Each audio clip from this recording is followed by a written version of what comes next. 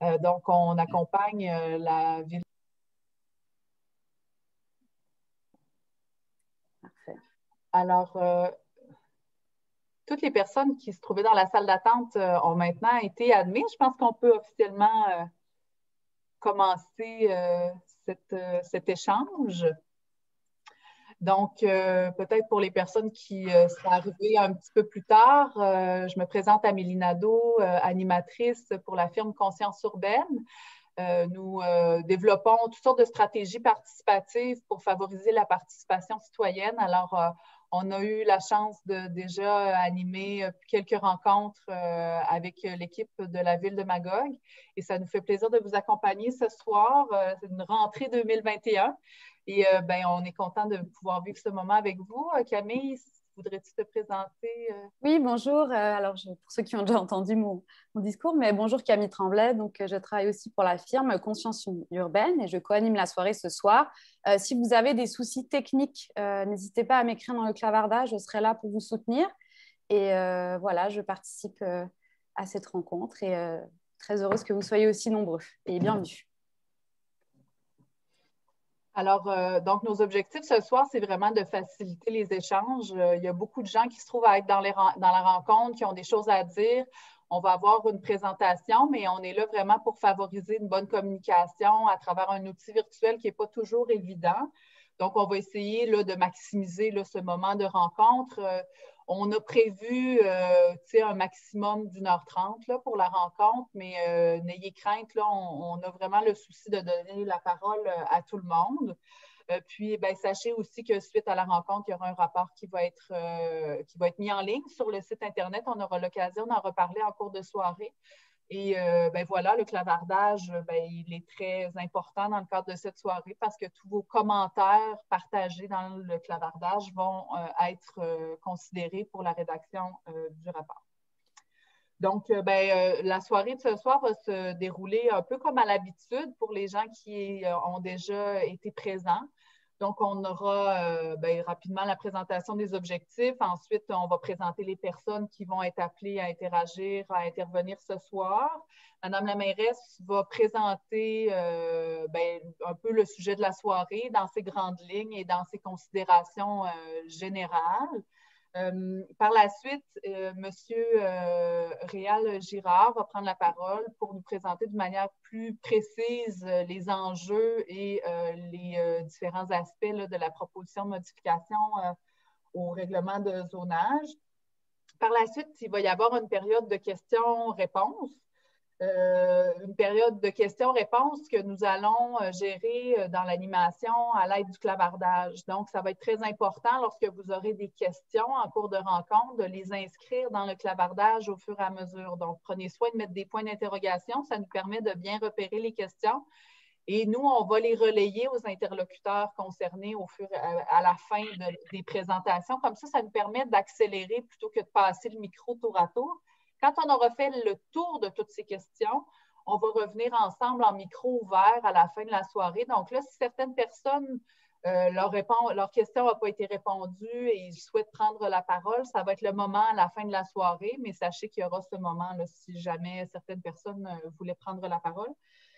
Par la suite, nous allons présenter les étapes à venir et peut-être aussi certaines façons d'avoir accès à l'information concernant la consultation en cours, mais aussi d'autres consultations là, qui sont orchestrées là, par la municipalité. Et ensuite, évidemment, on va aborder les étapes à venir là, dans le cadre là, du processus de modification au règlement. Puis, on va terminer avec un petit sondage pour connaître votre appréciation de la soirée de ce soir. Alors, c'est un bon plan? Oui? Vous entendez bien tout le monde? Ça se passe bien sur le plan de la technique? On ne reçoit pas des marées de messages de panique? Alors, c'est parfait. Donc, ce soir, nos objectifs, c'est de présenter là, un projet de modification réglementaire concernant notamment la hauteur des bâtiments sur la rue principale au centre-ville. Donc, ça dans un premier temps, mais aussi une autre réflexion qui, elle, concerne la location à court terme là, dans le secteur du centre-ville, dans des zones qui sont bien ciblées et que M. Girard va pouvoir là, détailler un petit peu plus tard. Donc, On va aussi, dans le cadre de la soirée, présenter un projet type qui pourrait correspondre là, à l'application du règlement s'il venait à être modifié. Évidemment, c'est juste un projet exemplaire. Ce n'est pas un projet qui est appelé à se réaliser. Donc, ce ne sera pas l'aspect visuel du projet qu'on va chercher à commenter, mais plutôt l'utiliser comme un exemple. On veut permettre aussi aux Magogois et aux Magogoises d'interagir avec les intervenants qui sont présents, donc poser leurs questions, aller aussi loin qu'ils ont besoin d'aller dans leur approfondissement du sujet. Évidemment, ça permet au conseil municipal d'enrichir les réflexions parce que des fois, il y a des angles morts. On pense à certains aspects d'un projet, puis là, les citoyens nous nourrissent puis nous font réfléchir un petit peu plus loin. Donc, c'est aussi un des objectifs de notre soirée. Et évidemment, mais que le tout se déroule là, dans le meilleur esprit possible. Donc, on invite tout le monde là, à évidemment avoir un ton courtois et à accueillir les idées qui pourraient être divergentes avec respect. On sait que des fois, il y a des dossiers qui sont un petit peu plus épineux ou qui conviennent moins à nos priorités. Donc, on vous invite à avoir cette disposition à l'écoute attentive des points de vue des autres et voilà, à prendre la parole d'une manière respectueuse, comme on le fait au conseil municipal en dehors de la période de la pandémie. Alors, donc, nous allons peut-être revenir rapidement sur le fonctionnement. Je ne sais pas, Camille, si tu veux juste revenir un peu sur la façon dont on va traiter les questions. Tout à fait. Donc, avant la période de micro ouvert, en fait, je vous invite vraiment, pendant la présentation, à mettre vos questions, vos commentaires, vos idées.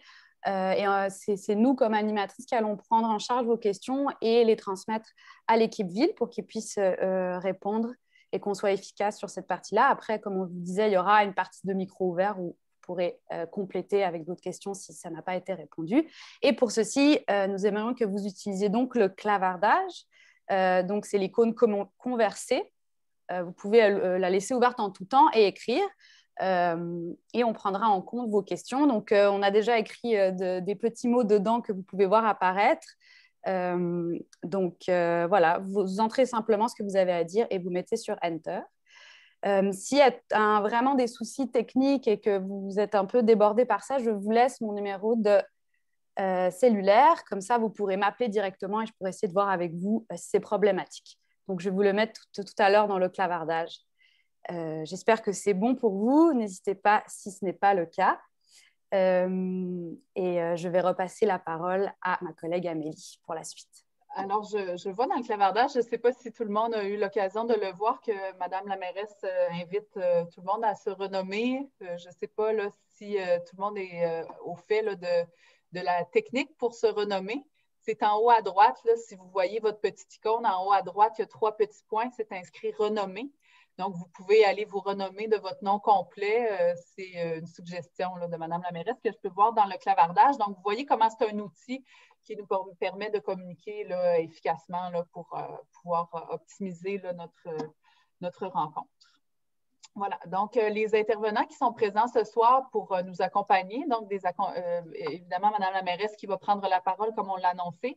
Ensuite, M. Réal Girard, qui est directeur planification et développement du territoire à la ville de Magog. Madame aussi Claudia Fortin, qui est directrice des communications et des technologies. Ce seront les interlocuteurs de la ville qui seront présents pour répondre à nos questions. Je crois voir peut-être certains conseillers qui sont présents aussi, élus dans l'Assemblée. Donc, bienvenue à vous. Merci d'être là. Voilà. Alors, on vous souhaite une excellente soirée. Et sur ce, je vais laisser la parole à Madame Anne pour pouvoir nous présenter là, les grandes lignes et les aspects généraux là, en lien avec le projet. Merci. Alors, bonsoir à tous. Ça me fait plaisir de vous voir en grand nombre. On se disait avant d'arriver en ligne que Le virtuel, ça a des bons côtés. Soirée de tempête, on peut quand même tenir la réunion. Alors, on est content de vous avoir ici en grand nombre. Oui, effectivement, il y a plusieurs membres du conseil qui sont avec nous ce soir. On est en mode écoute. C'est le but. On veut entendre ce que vous avez à dire. Nous, on aura, on aura des échanges après selon ce qu'on aura entendu. Alors, donc, cette consultation citoyenne, comme le dit notre animatrice, vise la hauteur des bâtiments sur la rue principale ainsi que l'usage de location court terme. Quand on parle de rue principale, on parle bien ici entre Mairie et Sherbrooke. Puis, cette consultation ce soir s'inscrit dans notre politique de participation citoyenne. D'ailleurs, si vous aimez la formule, tout ça, regardez régulièrement le site Internet de la municipalité parce qu'il va en avoir plusieurs consultations dans les prochains mois. Il y a beaucoup de choses qui bougent à Magog. Puis ça, c'est très important pour nous, les élus, parce que ça nous permet vraiment d'enrichir nos réflexions, souvent de bonifier des projets et surtout de s'assurer qu'on répond aux besoins.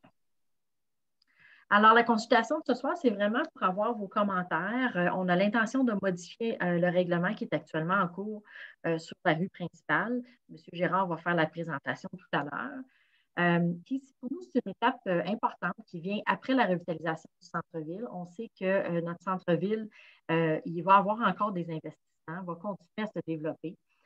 Et on veut voir avec vous si la vision, si on partage la vision, comment on peut la bonifier, l'améliorer.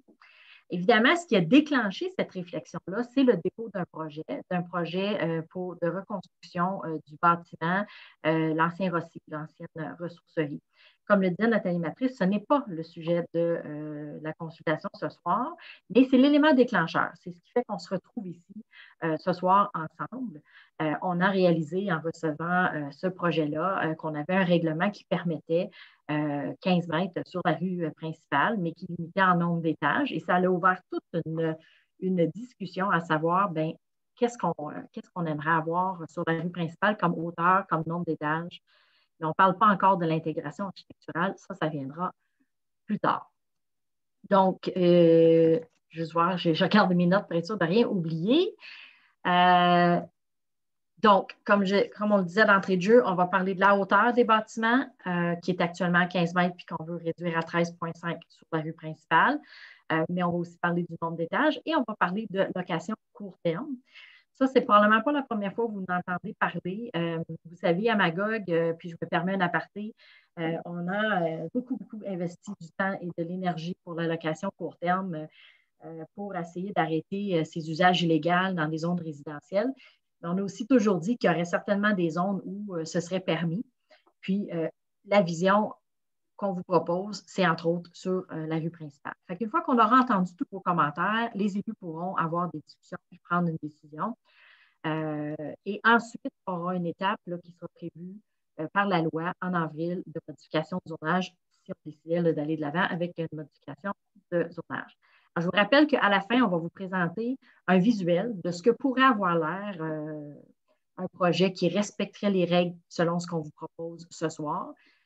Mais on ne discutera pas de l'intégration architecturale. Ça, c'est une prochaine étape parce que ce n'est pas l'objectif de la réunion de ce soir.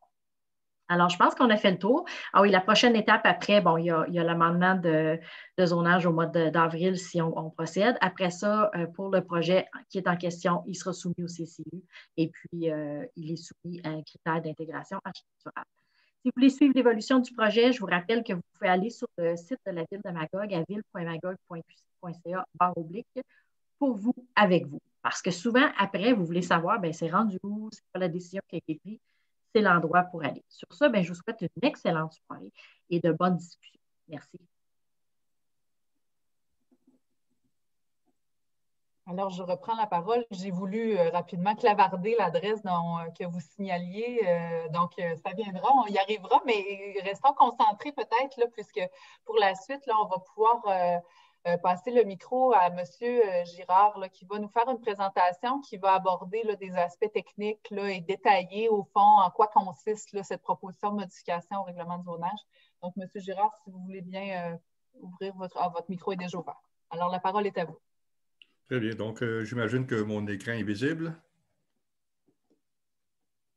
Parfait. Donc, je vais commencer maintenant la présentation. Donc, Comme tout le monde le sait, on est ici ce soir pour vous parler de deux sujets, de la hauteur des bâtiments sur la rue principale et de la location court terme. Je vais y aller par étapes, parce que c'est quand même assez technique, principalement au niveau de la hauteur des bâtiments. Sur la question de la location court terme, on terminera sur ce sujet-là qui est un peu plus simple à expliquer. Et par la suite, vous aurez l'occasion de vous exprimer, évidemment. Donc, deux éléments dans notre discussion. Mme la mairesse l'a mentionné tout à l'heure, c'est la rue principale, entre la rue Sherbrooke et Marie-Nord, Mairie. Deux éléments, modification de la hauteur autorisée pour les bâtiments sur l'ensemble de la rue principale dans le secteur que je viens de vous mentionner et sur l'autorisation de la location court terme. Sur le territoire concerné, bon, je pense que tout le monde situe assez bien la rue principale qui est aussi notre centre-ville. Ce qu'on voit ici en jaune, donc c'est le territoire qui est visé par la consultation de ce soir. N'ayez crainte, j'aurai des images un peu plus précises tout à l'heure. Ce qui est important de mentionner, c'est qu'on voit très bien que c'est quand même un territoire par rapport à l'ensemble du territoire de la ville qui est de très petite superficie. Donc, c'est une petite proportion du territoire municipal. Par contre, d'une très grande importance parce que c'est le cœur de la ville, c'est l'endroit où il y a le plus d'activités. Donc, c'est un secteur avec lequel où il faut porter beaucoup d'attention au niveau réglementation. Si on regarde le portrait actuel en termes de zonage, donc de quel territoire on parle plus précisément, bien, vous voyez, le territoire est présentement découpé en zones. Donc, la modification dont on va discuter ce soir ne vise pas un redécoupage du territoire, de création de nouvelles zones. Une exception près ne vise pas la modification de limites de zone. Ce qu'on veut vraiment vous présenter, c'est dans l'ensemble de ces zones-là, c'est une discussion sur, encore une fois, la question des hauteurs et la question de la location court terme.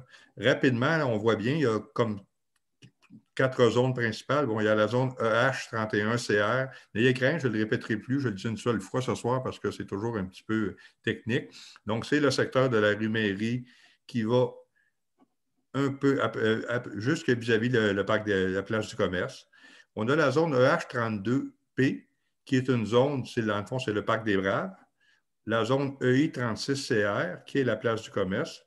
Une petite zone face à la place du commerce qu'on appelle la zone EI37C et finalement la zone qui va jusqu'à la rue Sherbrooke, la zone EI42C.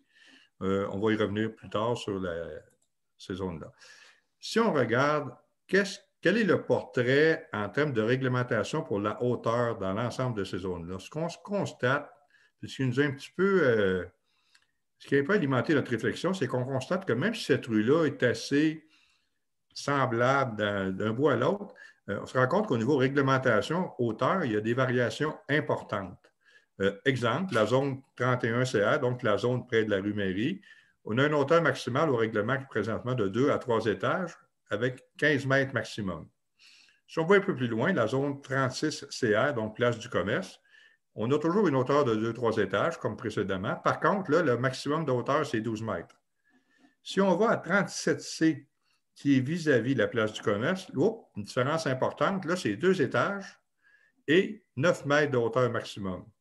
Et si on continue plus loin sur la rue Sherbrooke, on revient avec un portrait un peu semblable à celui qu'on avait tout à l'heure près de la rue Mairie, 2 à 3 étages, 15 mètres maximum. Donc, on voit que d'une zone à l'autre, sur un tronçon de rue relativement court, on parle d'une longueur d'environ 650 mètres, il y a des variations importantes. Au fil du temps, on a perdu un peu les motifs derrière ces variations-là. Donc, aujourd'hui, dans le contexte de la rue principale qui a été, sur laquelle il y a une réflexion de bout à l'autre, on comprend mal pourquoi il y a des différences en termes de hauteur puis en termes d'usage. Donc, on essaie de régler aujourd'hui la question de la hauteur rapidement parce que je vais y revenir tout à l'heure. Ce qu'on vous propose comme modification, ce sur quoi on réfléchit comme modification plus tôt, c'est de porter la hauteur maximale sur l'ensemble des zones, à l'exclusion évidemment du parc des Braves, une hauteur de 3 à 4 étages. Je vous expliquerai tout à l'heure pourquoi on dit 3 à 4. Ce n'est pas un maximum de 3 à 4, c'est vraiment un maximum de 3 ou 4 étages, mais les conditions seront variables selon la hauteur du bâtiment. On pense ou on suggère un retrait obligatoire pour le 4e étage s'il y a un 4e étage. Et finalement, au niveau de la hauteur maximale, au lieu d'avoir des hauteurs variables, 15, 12, 9 mètres, on aurait dorénavant 2 hauteurs qui s'appliqueraient sur la rue principale. Pour un bâtiment de 3 étages et moins, la hauteur maximale serait 12 mètres. Pour un bâtiment de plus de 3 étages, donc 4 étages, parce que c'est la hauteur maximale qu'on autoriserait, on aurait une hauteur maximale de 13,5 mètres. Autre élément important, c'est comment on calcule la hauteur. Je vous expliquerai tout à l'heure comment on calcule la hauteur au règlement actuel. Nous, on vous propose une nouvelle façon de calculer la hauteur des bâtiments sur la rue principale. Plutôt que de la calculer en fonction du niveau de terrain naturel, on propose de la calculer dorénavant à partir du niveau du trottoir ou de la place du commerce. Donc, place du commerce pour les bâtiments situés sur place du commerce et la rue principale pour les bâtiments donnant sur la rue principale. Pourquoi? Donc, ça, je vais aller rapidement, là, on y reviendra. J'aimerais vous expliquer le règlement actuel, comment on calcule les hauteurs. Pour ceux qui connaissent bien la rue, vous savez que du côté de la rivière, on a un terrain en pente descendante. Cette pente-là est variable. Dans certains secteurs, elle est plus abrupte, à d'autres secteurs un peu moins importante. Mais schématiquement, comment aujourd'hui on calcule la hauteur? Dans le cas d'un terrain en pente, comme celui-là, c'est très schématique. Là, évidemment, dans la vraie vie, c'est plus complexe que ça. On calcule la hauteur dans la partie la plus élevée du terrain face au bâtiment, dans ce cas-là, 14 mètres. On calcule la hauteur à l'arrière du terrain, 16 mètres. On fait la moyenne des deux. Donc, dans ce cas-là, on aurait un bâtiment d'une hauteur de 15 mètres, la hauteur moyenne du terrain, avec toujours un maximum de 3 étages. Donc, on voit que plus la pente du terrain est importante, plus le dénivelé est important, et moins la hauteur sur rue va être importante. Parce qu'exemple, si j'ai un très fort dénivelé, ici, j'aurai une hauteur plus élevée, donc ça veut dire qu'on devrait réduire du côté de la rue. Le maximum de 3 étages demeure toujours. 3 étages sur rue principale, ça va assez bien. Par contre, dans le cas d'un terrain à dénivelé, il est évident qu'un bâtiment qui a 3 étages sur la rue principale aura sûrement plus de 3 étages vu de l'arrière. Alors que nous, le calcul de la hauteur en étage, maintenant, on ne fait pas de différence. Donc, ça veut dire qu'un bâtiment qui pourrait théoriquement avoir 3 étages, peut-être que sur la rue principale, il ne pourrait en avoir que 2 parce que, à cause du dénivelé, à l'arrière, il y en aurait 3. Donc, on veut essayer de contrer ce phénomène-là. L'autre élément, évidemment, c'est qu'un bâtiment qui serait situé du côté nord de la rue principale, donc un endroit où le terrain est relativement plat, pourrait, lui, facilement avoir une hauteur maximale de 15 mètres, parce que la moyenne, 15 mètres chaque côté, donc il pourrait aller jusqu'à 15 mètres de hauteur avec 3 étages. Donc, on pourrait fort bien avoir une situation où d'un côté de la rue, on aurait un bâtiment de 15 mètres de hauteur parfaitement conforme. De l'autre côté, j'aurais un bâtiment qui, lui, sur rue, aurait 14 mètres, donc une hauteur apparente moins élevée, qui serait quand même conforme. Mais vous voyez, la conformité varie selon du côté de la rue où on est. Alors que nous, ce qu'on considère dans notre nouvelle méthode, c'est ce qui est important, c'est la hauteur sur rue et non pas la hauteur moyenne, comme on pourrait le faire dans les terrains montagneux, par exemple. Quelle est cette nouvelle méthode? Elle est à 2 temps. Je parlais tout à l'heure que peu importe du côté de la rue où serait le bâtiment, dès qu'on a un bâtiment de 3 étages sur rue, encore une fois, on calcule toujours dorénavant la hauteur sur rue. Donc, dès que j'aurai un bâtiment de 3 étages sur la rue principale, sa hauteur maximale serait de 12 mètres. Ça, c'est la nouvelle règle qu'on propose. Donc, au lieu de 15 mètres, vous voyez là, le petit pointillé qui est ici en haut, ça, c'est la hauteur qu'un bâtiment de 3 étages pourrait avoir avec la réglementation actuelle. Avec ce qu'on propose pour un bâtiment de 3 étages, ce maximum-là passerait automatiquement à 12 mètres. L'autre exemple, je pourrais avoir un bâtiment de 4 étages. Ça, c'est une nouvelle disposition. On permettrait maintenant 4 étages sur rue. Donc, sur la rue principale, le calcul de la hauteur serait 4 étages maximal. À l'arrière, le maximum ne serait plus comptabilisé. Le maximum ne s'appliquerait qu'à l'avant du bâtiment. Ce qu'on veut, dans le fond, c'est s'assurer qu'on a une hauteur sur rue conforme à nos exigences réglementaires. Par contre, à l'arrière du bâtiment, on donne plus d'ouverture justement pour tenir compte du dénivelé du terrain. Vous allez dire, 4 étages, c'est une hausse importante. Oui. Par contre, on a sorti cette hausse importante-là de 2 conditions. Première condition, c'est que le maximum de hauteur passerait de 15 mètres dans certaines zones à 13,5 mètres.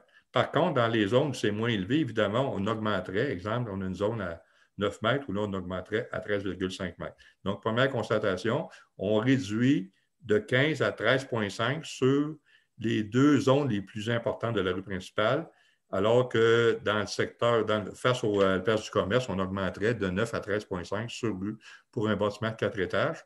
L'autre condition, on verra tout à l'heure sur quoi on s'est inspiré, c'est ce qu'on veut, c'est que sur rue, quand les gens vont circuler, on ait l'impression, surtout si on circule du même côté de la rue, de voir des bâtiments de 3 étages. Si un 4e étage, il sera nécessairement décalé par rapport à la rue principale d'au moins 2,5 mètres. Donc, ce qu'on vise, c'est d'avoir une impression de 3 étages tout le long de la rue, possibilité d'un 4e étage, mais décalé par rapport au 3e étage, donc beaucoup moins visible. Ça, c'est un peu des exemples de bâtiments, parce que là, on parle de 12 mètres, 13,5, ça représente quoi, ces hauteurs-là, dans la vraie vie? On a pris quelques exemples de bâtiments existants sur la rue principale pour illustrer un peu notre propos. Ça, c'est un bel exemple d'un bâtiment de 3 étages qui a 12,05 mètres. Donc, vous voyez, c'est un exemple de ce qu'un bâtiment de 3 étages, ce que ça pourrait donner avec l'application de la nouvelle réglementation. Donc, ce type de bâtiment-là pourrait être autorisé en vertu de la réglementation proposée. 3 étages, 12 mètres, c'est ce que le règlement vise. D'autres exemples de bâtiments sur la rue principale. On a aussi des bâtiments, vous voyez, 3 étages, 11,6 mètres. On est toujours assez près du 12 mètres pour les bâtiments de 3 étages sur la rue principale. Donc, le 12 mètres, hauteur maximale sur rue pour les bâtiments de 3 étages, c'est ce qui nous a inspiré pour fixer cette limite-là à 12 mètres. On s'est beaucoup inspiré de l'existant dans ces cas-là. D'autres exemples, là, à l'occasion, c'est un peu plus bas, mais 11,26. Vous voyez, on est toujours quand même près du 12 mètres. Un exemple du côté droit de l'écran, celui-là est un peu trompeur parce que le bâtiment est reculé par rapport à la rue. Donc, évidemment, ce n'est pas le même impact visuel qu'un bâtiment qui serait tout près de la rue. Par contre, on a quand même choisi de le montrer parce que sa hauteur est de 13,92 mètres. Donc, si vous voulez constater visuellement qu'est-ce que ça représente, 13,5 mètres, bien, c'est la hauteur de l'hôtel Union vue du trottoir, moins 5,5 mètres. Donc, ça vous donne une bonne idée du 13,5 mètres comme hauteur maximale pour un bâtiment de 4 étages.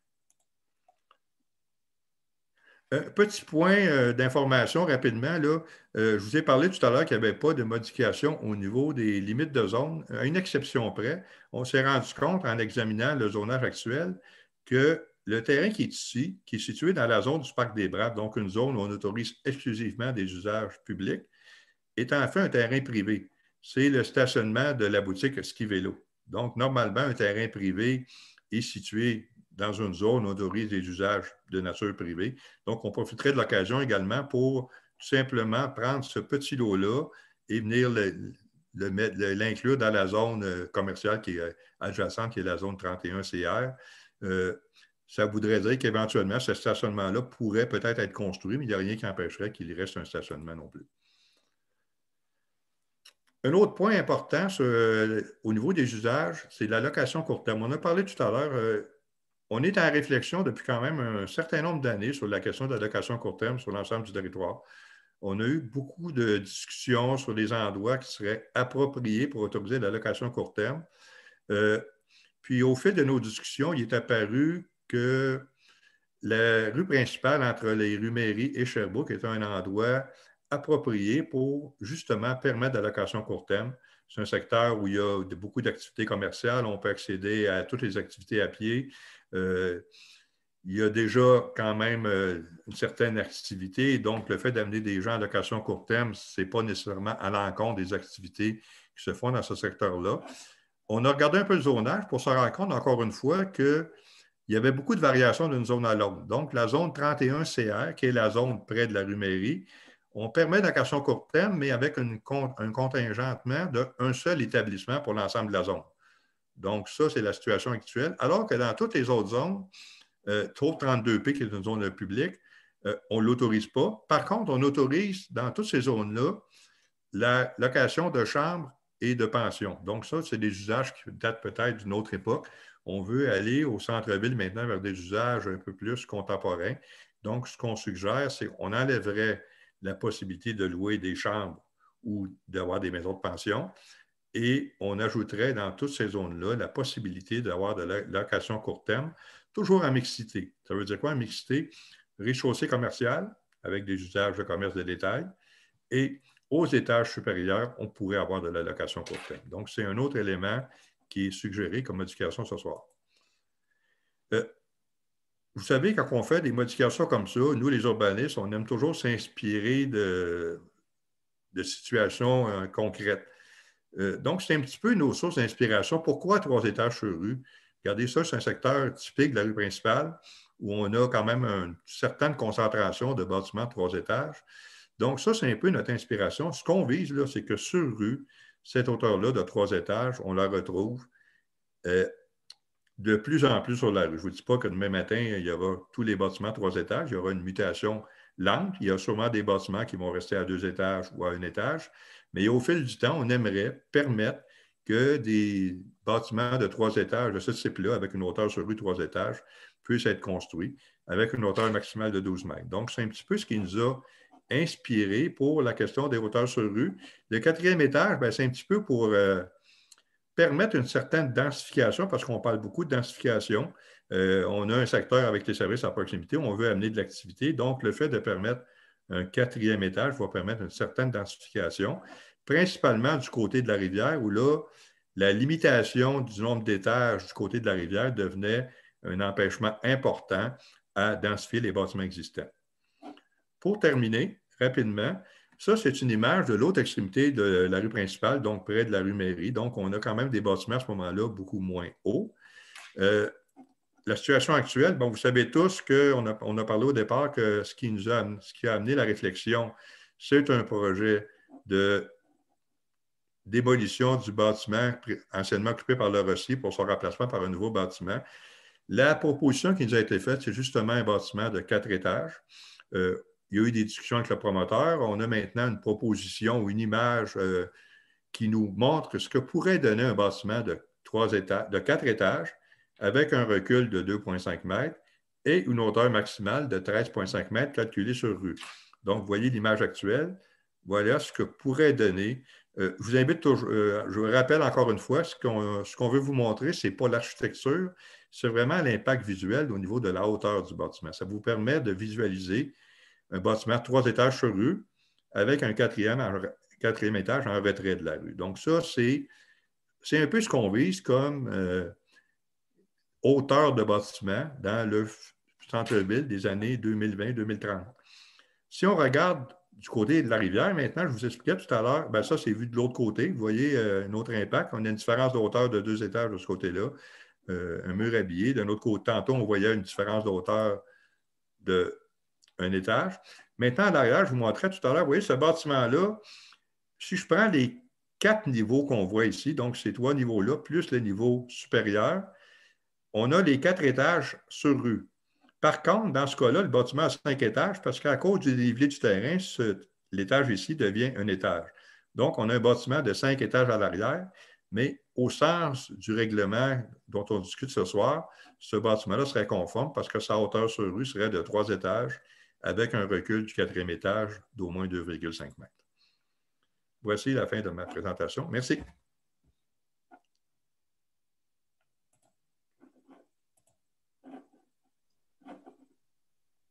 Alors, merci beaucoup, M. Girard. Je crois qu'on est encore en partage d'écran. Je ne sais pas. Ah, voilà, nous revoici donc en grand groupe. Alors, merci beaucoup pour cette présentation. C'était très clair. Excusez-moi, j'avais une petite question qui m'était adressée. Je ne voulais surtout pas mettre fin à la rencontre en répondant à la mauvaise réponse. Donc, merci beaucoup là, pour cette présentation. Et comme on le mentionnait d'entrée de jeu, on vous encourage à inscrire vos questions au fur et à mesure de la présentation. Donc, on a déjà quand même quelques interventions. J'ai pu constater qu'il y avait eu des réponses qui étaient apparues au fur et à mesure. Je ne sais pas si Camille, on serait déjà prête à partager certains échanges qui se sont déroulés dans le clavardage. Oui, tout à fait. Je me propose de reprendre certaines questions et certains échanges qui ont été répondus pour éventuellement compléter s'il y aurait d'autres choses à dire là-dessus. Alors, Monsieur Girard, je m'adresse à vous. Il y aurait quand même une interrogation sur 2, 3, 4 étages sur rue entre des bâtiments et 1, 2 étages. Ça va être massif et ça pourrait peut-être choquer en entrée de ville. Donc, j'entends qu'on parle peut-être plus de l'impact visuel là. Donc, je ne sais pas si vous voudriez compléter cette interrogation là par rapport aux étages. Sur la question de l'impact visuel, je veux juste rappeler qu'il y a quand même un PIA qui s'applique. Donc, oui, il y aura des règles d'intégration architecturale qui vont s'appliquer justement pour réduire les impacts visuels entre deux bâtiments voisins. Mais je vous rappelle que l'objectif, c'est d'avoir une réglementation sur la rue qui va être similaire d'un bout à l'autre de la rue. Donc, effectivement, dans des secteurs où c'est un peu moins haut, ça peut ramener une augmentation de la hauteur un peu plus importante. Mais l'objectif, c'est justement de permettre une transformation de cette rue-là au fil du temps, donc de permettre de peut-être transformer des bâtiments qui présentement ont un étage en des bâtiments qui auront éventuellement 3 ou peut-être 4 étages. D'accord, merci beaucoup. Je vois qu'on a aussi... Alors, il y avait une question, mais je pense qu'elle a été répondue. Est-ce que l'Hôtel Union est le plus haut de la principale? Il semble que oui. Est-ce que c'est confirmé? En fait, oui, sur rue, mais c'est pour ça que j'ai apporté la précision. Parce que ça, c'est la nouvelle méthode. Parce que quand le conseil a regardé le projet, on s'est dit, ben, on ne peut pas l'apprécier avec la hauteur moyenne, comme l'expliquait M. Girard, parce que du côté de la rivière, là, il y en a qui ont 2 étages en dessous de la rue, qui ont 5 étages. Mais ce qui est important pour nous, c'est ce qu'on voit sur la rue principale. Alors, sur la rue principale, le plus haut, c'est l'Hôtel Union, mais il y en a des beaucoup plus hauts, mais du côté de la rivière.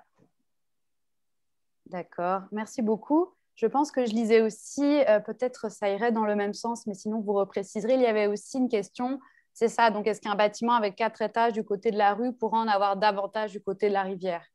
Donc ça répond à cette question-là. Alors, il y avait aussi une interrogation mais, qui a été répondue dans le clavardage, mais je vous la redonne ici pour ceux qui n'auraient peut-être pas pu voir.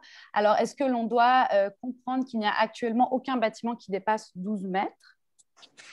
Je crois qu'il y a cette question.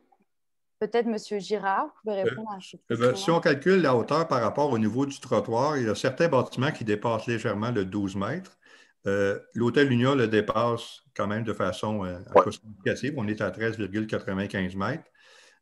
Par contre, si on calculait mais autrement, non, il n'y a pas aucun bâtiment qui dépasse le 12 mètres. Autrement, j'en ai montré 2. Là. Il y a un bâtiment à 12,05 et il y a l'Hôtel Union à 13,95. Ce sont les 2 seuls. Merci beaucoup. On voit d'ailleurs une question de précision. Est-ce que le 12 mètres est un maximum ou une obligation? Le 12 mètres est un maximum pour un bâtiment de 3 étages. La hauteur minimale, je n'en ai pas parlé parce qu'on ne la modifie pas. On n'a pas l'intention de la modifier. C'est 2 étages au niveau du règlement depuis des lustres, sauf dans une zone face à la place du commerce où c'est 1 étage. Mais partout sur la rue principale, c'est 2 étages minimum. Donc, nous, tout ce qu'on dit, c'est 12 mètres maximum pour un bâtiment d'une hauteur allant jusqu'à 3 étages. Donc, un bâtiment de 2 étages pourrait aller à 12 mètres aussi. Mais ce n'est pas un minimum de hauteur. Il n'y a pas de minimum de hauteur en mètres, il y a un minimum en 2 étages minimum. Maximum 12 mètres pour un bâtiment de 3 étages. Maximum 13,5 mètres pour un bâtiment de 4 étages, toujours sur rue. Je comprends, donc plus relié aux étages, si je comprends bien.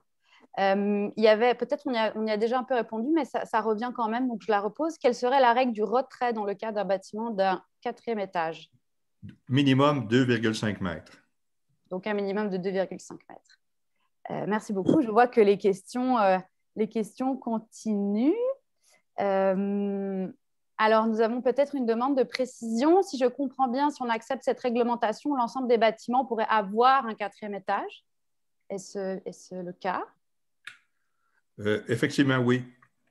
D'accord. Donc oui, ce serait effectivement le cas. Quelqu'un dit quand même que c'est magnifique. Nous avons un commentaire enthousiaste.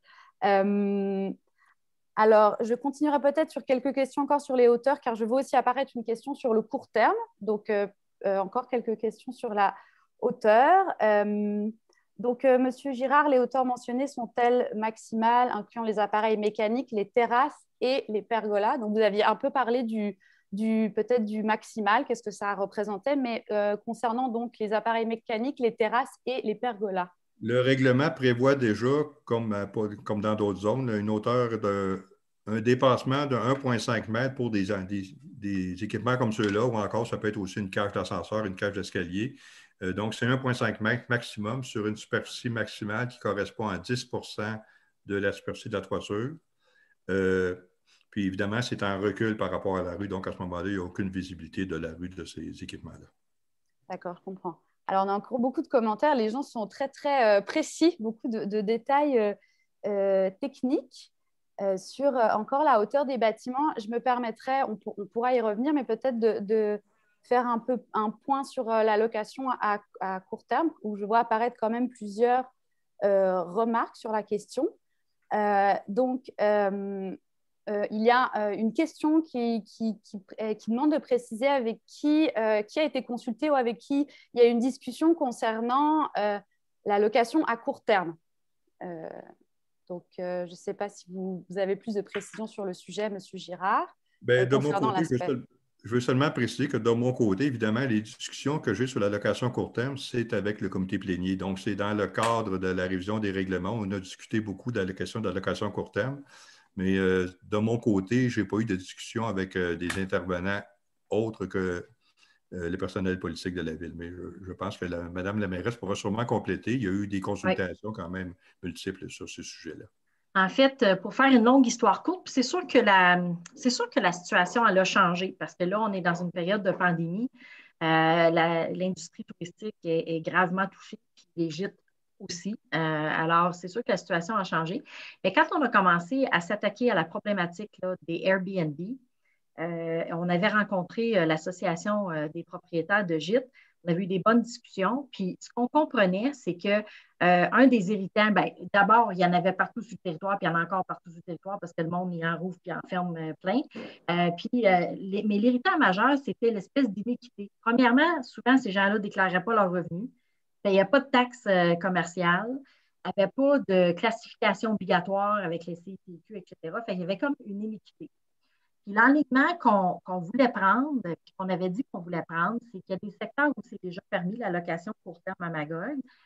On pensait en ajouter, notamment au centre-ville, mais partout ailleurs, l'interdire, qui est très strict là-dessus. D'ailleurs, on a... donc, ces endroits-là, ce serait permis, mais il faudrait qu'ils se conforment, puis que ce soit équitable, qu'ils payent des taxes commerciales, qu'ils déclarent des revenus, qu'ils soient classifiés, parce que c'était comme 2 poids, 2 mesures. Puis la vie principale avait été clairement ciblée pour ça, parce que ça va aussi dans le sens du développement durable. La mobilité, des gens sont au centre-ville, ils se déplacent à pied, ça encourage les commerçants, etc. Une fois que j'ai dit ça, je ne pense pas qu'on ait beaucoup de projets comme celui qui nous emmène à la discussion de ce soir, parce que beaucoup des bâtiments au centre-ville sont patrimoniaux et ne pourront pas être démolis pour être reconstruits comme c'est le cas du Rossi, qui finalement, lui, n'a pas beaucoup d'intérêt. Alors, je voulais juste mettre ça en perspective. Donc, c'est vraiment un peu l'enlignement qu'on avait là, par rapport à la location dite Airbnb.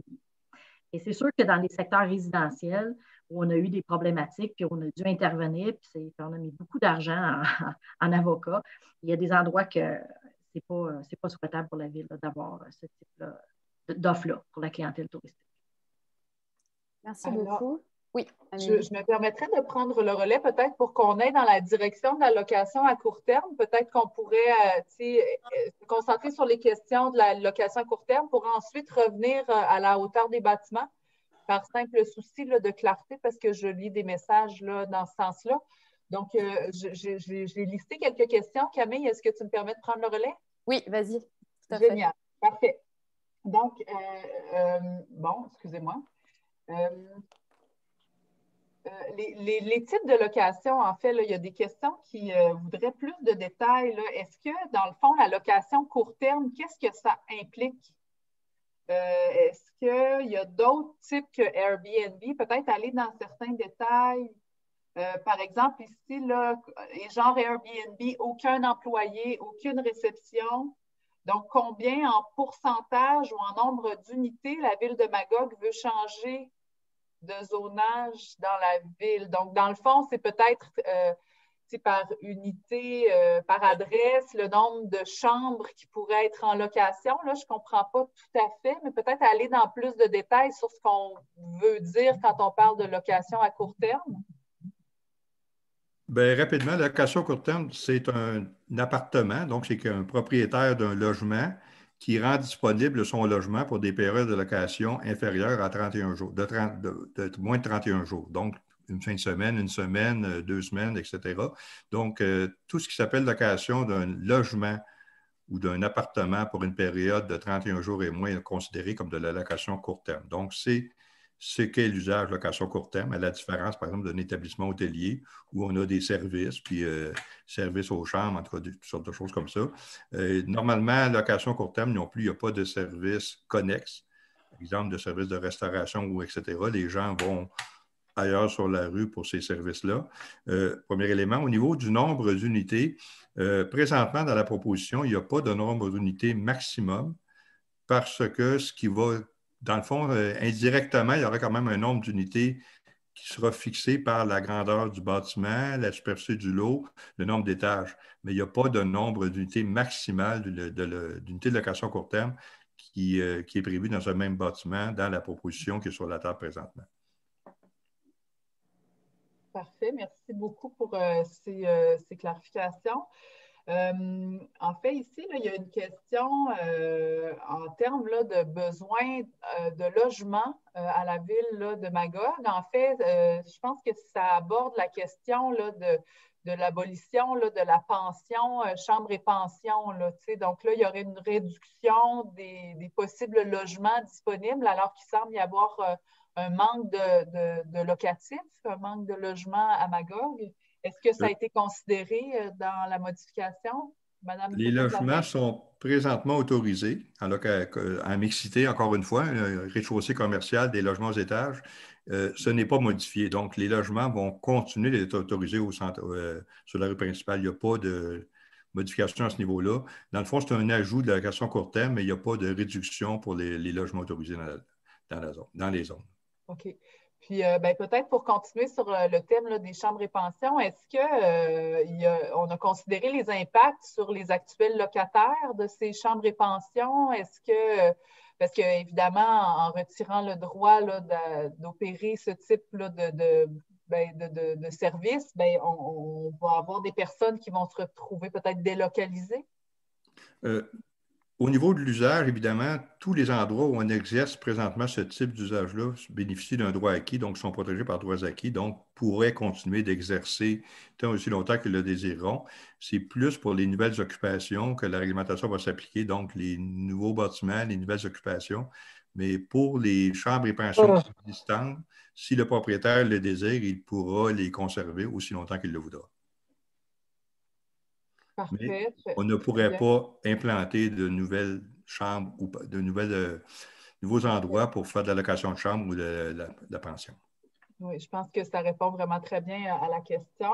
Si jamais vous avez là, des compléments que vous souhaiteriez qu'on apporte à vos questions, vous pouvez soit clavarder, ou autrement, si on n'a pas eu le temps de faire le tour, à la fin, il y aura une période à micro ouvert, donc on pourra prendre vos interventions aussi. Peut-être pour faire le lien avec la hauteur des bâtiments, est-ce que le promoteur devrait aussi permettre du logement social? Donc, est-ce que ça fait partie là, de la réflexion des équipes de la ville, là, à savoir si dans la réglementation, il va y avoir des obligations de ce type? Pas dans le contexte de la modification dont on discute ce soir. Ce n'est pas exclu qu'on en discute dans d'autres contextes, mais pas dans la modification qui vous est apportée ce soir. Parfait. Très bien. Donc, je vois aussi dans les commentaires que j'ai eu le temps de lire, là, parce que je vois que ça roule. Il y a beaucoup d'activités dans le clavardage. Mais je vois aussi qu'il y a certains commentaires, ça revient à quelques reprises, là, cette idée d'avoir finalement un règlement qui est uniforme, c'est-à-dire 3 ou 4 étages. Je pense que dans les commentaires, ça tend plus vers le 3 étages. Pourquoi avoir l'opportunité de faire du 3 et du 4 étages? Est-ce que ce ne serait pas mieux d'aller vers une réglementation qui favoriserait un 3 étages uniforme pour l'ensemble de la rue? C'est effectivement ce qu'on vise. C'est pour ça que la hauteur sur rue est quand même limitée à 3 étages. Donc, on veut une uniformité de la rue. Ça, je pense que c'est important dans notre réflexion. On veut également permettre l'opportunité d'avoir peut-être un 4e étage pour toutes sortes de raisons, question de densification du territoire. Puis le 4e étage, en ce qui nous concerne, n'aurait pas un impact important sur l'aspect visuel de la rue. D'ailleurs, le recul de 2,5 mètres, on a eu une question tout à l'heure, je voudrais juste mentionner, ce n'est pas un hasard, c'est 2,5 mètres, ça correspond à peu de choses près à la hauteur d'un étage. Donc, on s'assure que l'étage est en recul d'au moins un étage par rapport à la rue. C'est une méthode qu'on n'a pas inventée en passant. Là, c'est plusieurs villes au Québec qui utilisent ce type d'approche-là. Donc, c'est une façon d'arriver à une rue principale plus vivante, avec plus d'activités, plus de personnes sur la rue, tout en conservant le caractère de la rue. Donc, on ne veut pas dénaturer la rue en permettant, par exemple, des hauteurs de 4 étages sur rue, où là, on aurait vraiment un impact visuel important par rapport à ce qu'on connaît présentement sur la rue. Parfait, très bien. Donc, c'est vraiment là, la stratégie, au fond, pour amener une uniformité dans l'impact visuel, c'est de faire ce retrait sur rue. Là. On comprend bien que c'est ça le souhait. Peut-être ici, là, une question par rapport à l'exploitation des troisième et des quatrième étages. Est-ce qu'il y aura des permis pour opérer des bars et des restaurants au troisième et quatrième étage? Non, ce n'est pas dans les cadres. C'est vraiment aux étages supérieurs, ce sont vraiment des usages reliés, du bureau, des choses comme ça, du locatif, des logements ou encore de la location à court terme, mais ce n'est pas des endroits pour faire des débits de boissons, des choses comme ça. Ça devrait se passer au niveau du rez-de-chaussée, ce type d'usage-là. Bon, Oui, parfait, merci. Alors, je laisse la parole à ma peut-être collègue. reprendre, j'ai pu lire aussi des commentaires qui sont apparus pendant qu'on discutait. Je pense qu'il y a pour continuer sur la hauteur et l'impact, il y a aussi une question, si d'ensoleillement, en fait, est-ce qu'il y aura un impact sur l'ensoleillement de la rue au niveau du centre-ville avec un quatrième étage? Donc, quand on a des projets de 4 étages, on demande toujours une étude d'ensoleillement. Par exemple, on l'a fait, le bâtiment de 4 étages que vous avez vu tout à l'heure, on a fait le test, on a demandé une étude d'ensoleillement, on s'est rendu compte que ça n'avait aucun impact sur l'ensoleillement de la rue. d'accord. Donc, l'ajout d'un étage par rapport à l'orientation de la rue qu'on a présentement a un impact minime sur l'ensoleillement de la rue ou à peu près pas d'impact. En tout cas, dans le cas du bâtiment qu'on a vu tout à l'heure, au-dessus du Rossi, il y avait 0 impact. C'était le même impact que le bâtiment actuel. D'accord, merci beaucoup. Peut-être qu'on y a déjà répondu en partie, mais je reviendrai, à moins qu'il y ait d'autres commentaires sur les ensoleillements, mais j'en ai pas vu. Il y a quand même toujours une interrogation. Pourquoi, dans le fond, permettre un quatrième étage alors qu'actuellement, même en retrait, le maximum de 3 étages et peut-être conviendrait. Donc, peut-être plus parler des motifs qui ont sûrement été évoqués, mais peut-être les répéter pour les citoyens. Bien, on a parlé un peu tout à l'heure, c'est qu'on veut quand même une certaine densification, on veut permettre une animation de la rue. Puis on a pensé que l'ajout d'un 4e étage en retrait de la rue pourrait être une façon intéressante d'amener une certaine densification de la rue pour certains bâtiments, je le répète, parce qu'évidemment, ce n'est pas partout qu'on pourra le faire. Il y a des bâtiments avec une valeur patrimoniale qui vont demeurer. Des bâtiments existants, c'est souvent impossible d'acheter un 4e étage. Mais dans quelques cas où il y aurait des projets de rénovation urbaine, bien, il y aurait une possibilité d'un 4e étage. Il faut aussi penser que maintenant, quand il y a des investissements, bien, souvent, les terrains sont beaucoup plus chers au centre-ville qu'ils l'étaient auparavant. Donc, il y a une nécessité peut-être d'avoir une meilleure possibilité de pieds carrés par pied carré de terrain acheté parce que la valeur des terrains a explosé, principalement au centre-ville de Magog. Donc, il faut essayer de trouver un compromis entre la valeur du terrain et la possibilité de construire sur ce terrain-là. D'accord. Merci beaucoup. Il y a aussi une question, on a peut-être un petit peu moins abordée, c'est-à-dire on me demande l'intégration des bâtiments voisins. Est-ce que ça a été considéré? Donc, il y a un exemple, c'est par exemple autoriser un bâtiment du 4e étage uniquement si le bâtiment est bordé de 2 bâtiments de 3e étage des 2 côtés. Donc, c'est vraiment une question d'intégration de l'environnement. On parlait d'impact visuel, d'ensoleillement, peut-être aussi cet aspect-là, si vous pouviez le repréciser, car je vois 1 ou 2 questions sur le sujet.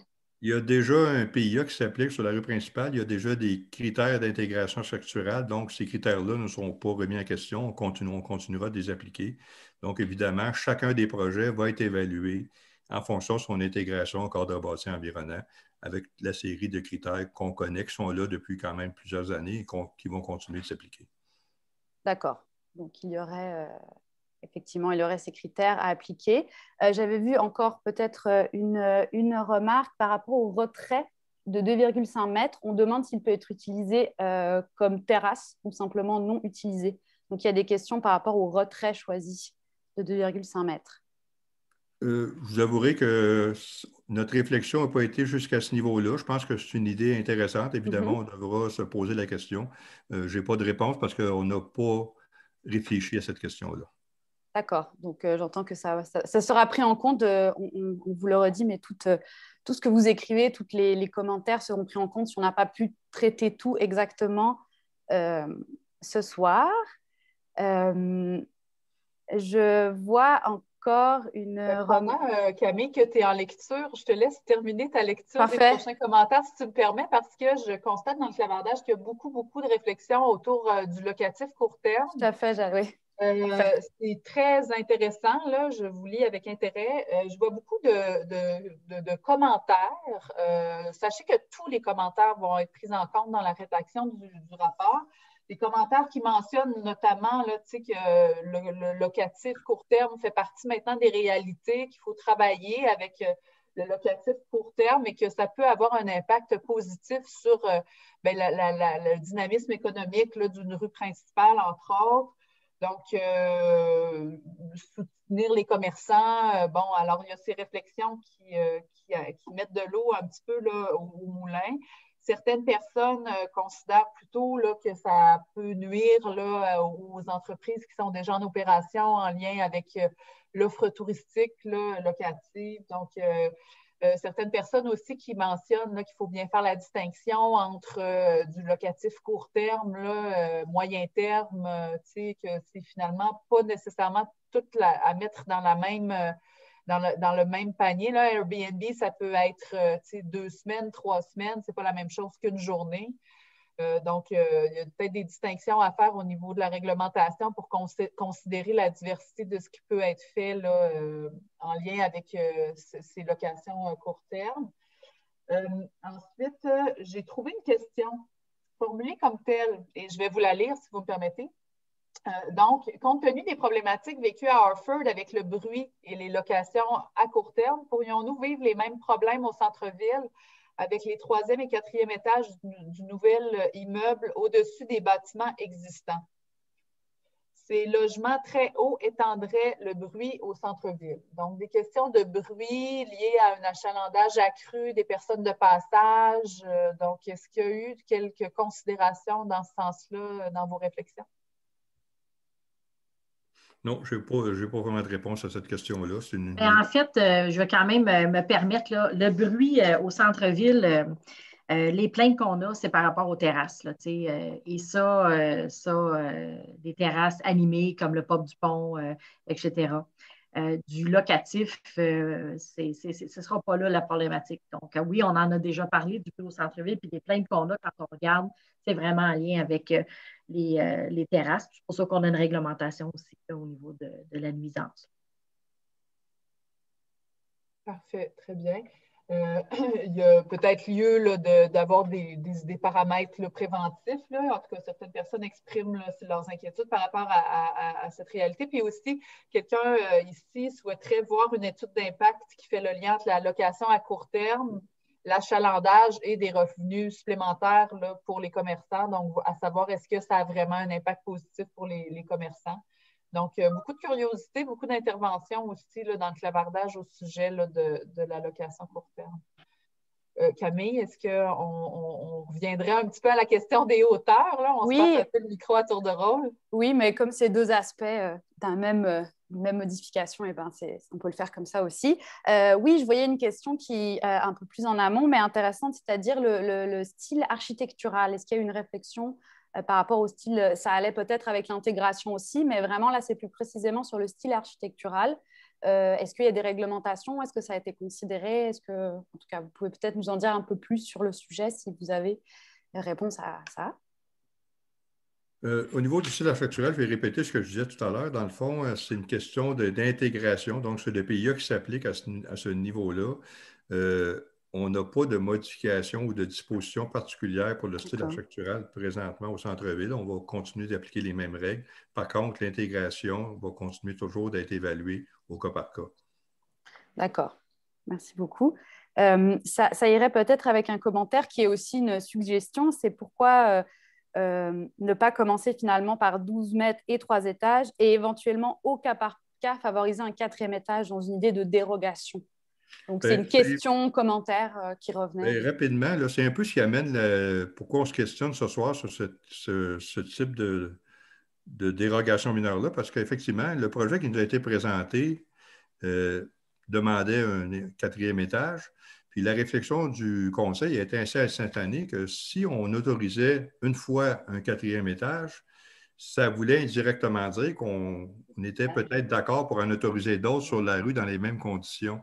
Donc, au lieu de faire du cas par cas, ce que le conseil a préféré, c'est établir une règle claire pour tout le monde qui va s'appliquer systématiquement. À ce moment-là, il y aurait pas, ça ne serait plus des exceptions, mais ça serait vraiment une règle générale. Tout le monde connaîtrait bien les règles. Ce serait clair au départ. Alors que du cas par cas, à chaque fois qu'il y a un précédent qui est créé, ça justifie un autre précédent par la suite. D'accord. Donc, c'est l'idée d'homogénéiser avec ces règles pour ne pas rentrer toujours dans un précédent.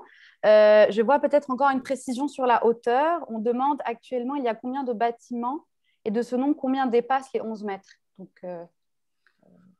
je n'ai pas la donnée avec moi. Là. Je pourrais vous trouver l'information et la fournir par la suite. Parfait. Oui, j'ai vu plusieurs demandes peut-être de précision. Donc, on pourra les prendre en compte et peut-être les intégrer.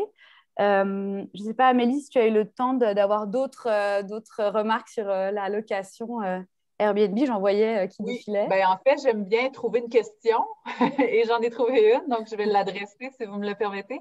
Est-ce que les propriétaires de bed and breakfast et d'hôtels à proximité de la rue principale ont été consultés? Donc, qu'est-ce qu'ils en pensent de cette proposition de modification au règlement? Je vais y aller, Réal. En fait, on n'a pas fait de consultation spéciale, spécifique là-dessus. On est en consultation ce soir. Il y a beaucoup de propriétaires de gîtes en ligne, justement. Alors, on vous entend, on vous écoute. En même temps, je vous rappelle que quand on s'est assis ensemble et qu'on a convenu qu'on allait mettre une ressource quasiment à temps plein pour s'attaquer au problème des Airbnb puis qu'on a rencontré l'association des gîtes, il était clair pour nous que la location de type Airbnb, on peut bien se battre contre, là, comme on voulait se battre contre Uber au Québec. C'est là pour rester. Fait qu'aussi bien l'encadrer. L'encadrer puis s'assurer que c'est équitable. Donc, il y a dans l'industrie touristique, cette offre-là, elle est recherchée. Aussi bien dire où on la veut, comment on la veut, puis s'assurer que c'est équitable, qu'ils payent des taxes d'affaires, etc. Parce qu'actuellement, là, il y en a plein sur le territoire qui sont illégales. On intervient régulièrement pour enfermer qui ne sont pas légales. Fait que nous, ce qu'on se dit, c'est qu'on va en avoir, mais qui sont légales. Ceux qui ne sont pas légales, on va continuer à travailler fort pour les fermer. Mais ce n'est pas facile. Puis on peut se battre contre. Ça va continuer cette tendance-là. C'est une offre différente de l'hôtellerie, puis c'est une offre différente des gîtes. Puis c'est une offre qui est recherchée. Fait qu'il faut trouver un équilibre dans tout ça. Parfait. Merci beaucoup, Madame la mairesse. J'ai quelques commentaires là, supplémentaires, mais c'est tellement abondant là, que je pense qu'on va en rendre compte dans le rapport. Là. Essentiellement, on a fait le tour là, des questions à proprement parler. Si certaines personnes voulaient prendre le micro là, à la fin de la rencontre, ça nous fera plaisir là, de pouvoir accueillir là, vos questions ou vos réflexions supplémentaires. Camille, au sujet des hauteurs? Oui, effectivement, je pense qu'il y a encore des demandes de précision. Alors peut-être pour terminer, une question qui rassemblerait peut-être les deux que je vois. C'est une demande si le droit en fait du nombre de logements pour un promoteur dans un immeuble considéré ou une zone considérée à court terme pour la location. Je l'avais vu aussi cette question un peu plus haut. Donc, est-ce qu'un promoteur aurait droit d'avoir 20 logements court terme dans le même immeuble? Il y avait une autre question avec le chiffre 12. Donc, on revient un peu à ces questionnements-là. Je l'ai mentionné tout à l'heure, présentement, dans la proposition, on n'a pas de maximum proposé pour le nombre d'unités de location court terme. Au même titre que dans la réglementation actuelle, il n'y a pas de nombre maximum de logements. dans un même bâtiment. Donc, on a pris un peu la même approche. Ce qui va limiter le nombre d'unités, évidemment, c'est la dimension du terrain, la dimension du bâtiment, mais ce n'est pas un nombre qu'on va fixer arbitrairement au niveau d'un règlement. D'accord, merci beaucoup. Effectivement, je pense qu'on a quand même fait le tour des questions. Il y avait alors la question tout à l'heure des 11 mètres, mais il y a eu quelques réponses des citoyens, mais ça, on pourra peut-être quand même le repréciser. Je ne sais pas, Amélie, si tu vois d'autres points par rapport à la location à court terme. Bien, en fait, je noterais peut-être là, la préoccupation qui revient à quelques reprises, là, qui est en lien avec le développement de l'économie locale, puis les impacts là, positifs pour l'achalandage, puis le commerce local. Là, donc, je pense que les citoyens sont quand même curieux de voir des études d'impact avérées là, qui pourraient confirmer, dans le fond, que cette modification au règlement contribuerait là, au développement économique là, du secteur. Là, parce que pour certaines personnes, ça n'apparaît pas clair. Il y a certains doutes là, qui émanent là, des commentaires. J'espère avoir rendu fidèlement. Là, il y a quelques commentaires qui allaient dans ce sens-là, mais sachez là, que pour nous, là, tout ça est copié-collé, on ne perd rien et ça sera rendu là, dans le cadre d'un rapport qui va être publié sur la page Internet dédiée aux consultations citoyennes. Voilà. Alors, est-ce que Madame la mairesse, Monsieur Girard, vous aimeriez ajouter quelque chose? Des points peut-être là, qui vous seraient venus en tête en cours là, d'échange?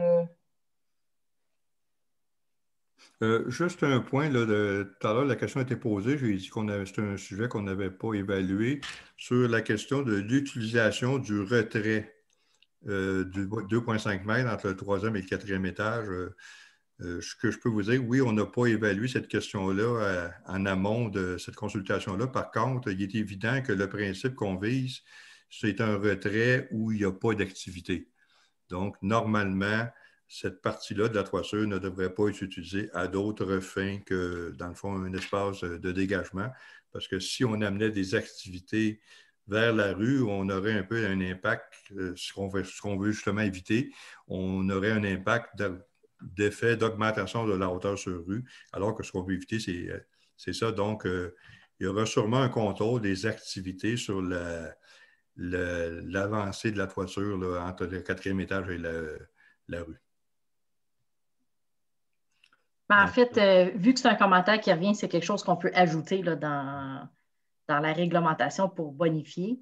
Et puis oui, j'aimerais ça rajouter quelque chose parce que, tu sais, il y a des questions qui sont revenues 2-3 fois comme si on n'avait pas répondu. Fait que je me dis, je veux juste qu'on soit clair, là, tu sais, puis qu'il n'y ait pas d'impression qu'on cache quelque chose. Là. Tu sais, la question de la hauteur des bâtiments actuels là, sur la rue principale, là, on n'a pas fait l'ensemble de la rue, mais on est allé chercher plus haut, puis on vous les a montrés. Donc, on le sait déjà que de la rue, le plus haut, c'est l'Hôtel Union. Puis comme M. Girard l'a dit, parce qu'il est éloigné, ça paraît moins pire. Puis après ça, il y en a à 12, 12,05. Fait que, même si on reviendrait et on disait qu'il y en a 5 à 11 puis à 9, on voulait vous montrer un peu c'était quoi les plus importants. Puis on n'a pas pris du côté de la rivière parce que du côté de la rivière, il y en a des bien plus hauts. Mais comme je vous l'ai dit, quand il y a 2 étages en dessous de la chaussée, je pense que ça ne dérange pas personne, en autant que c'est bien aménagé là, en arrière et que c'est accessible.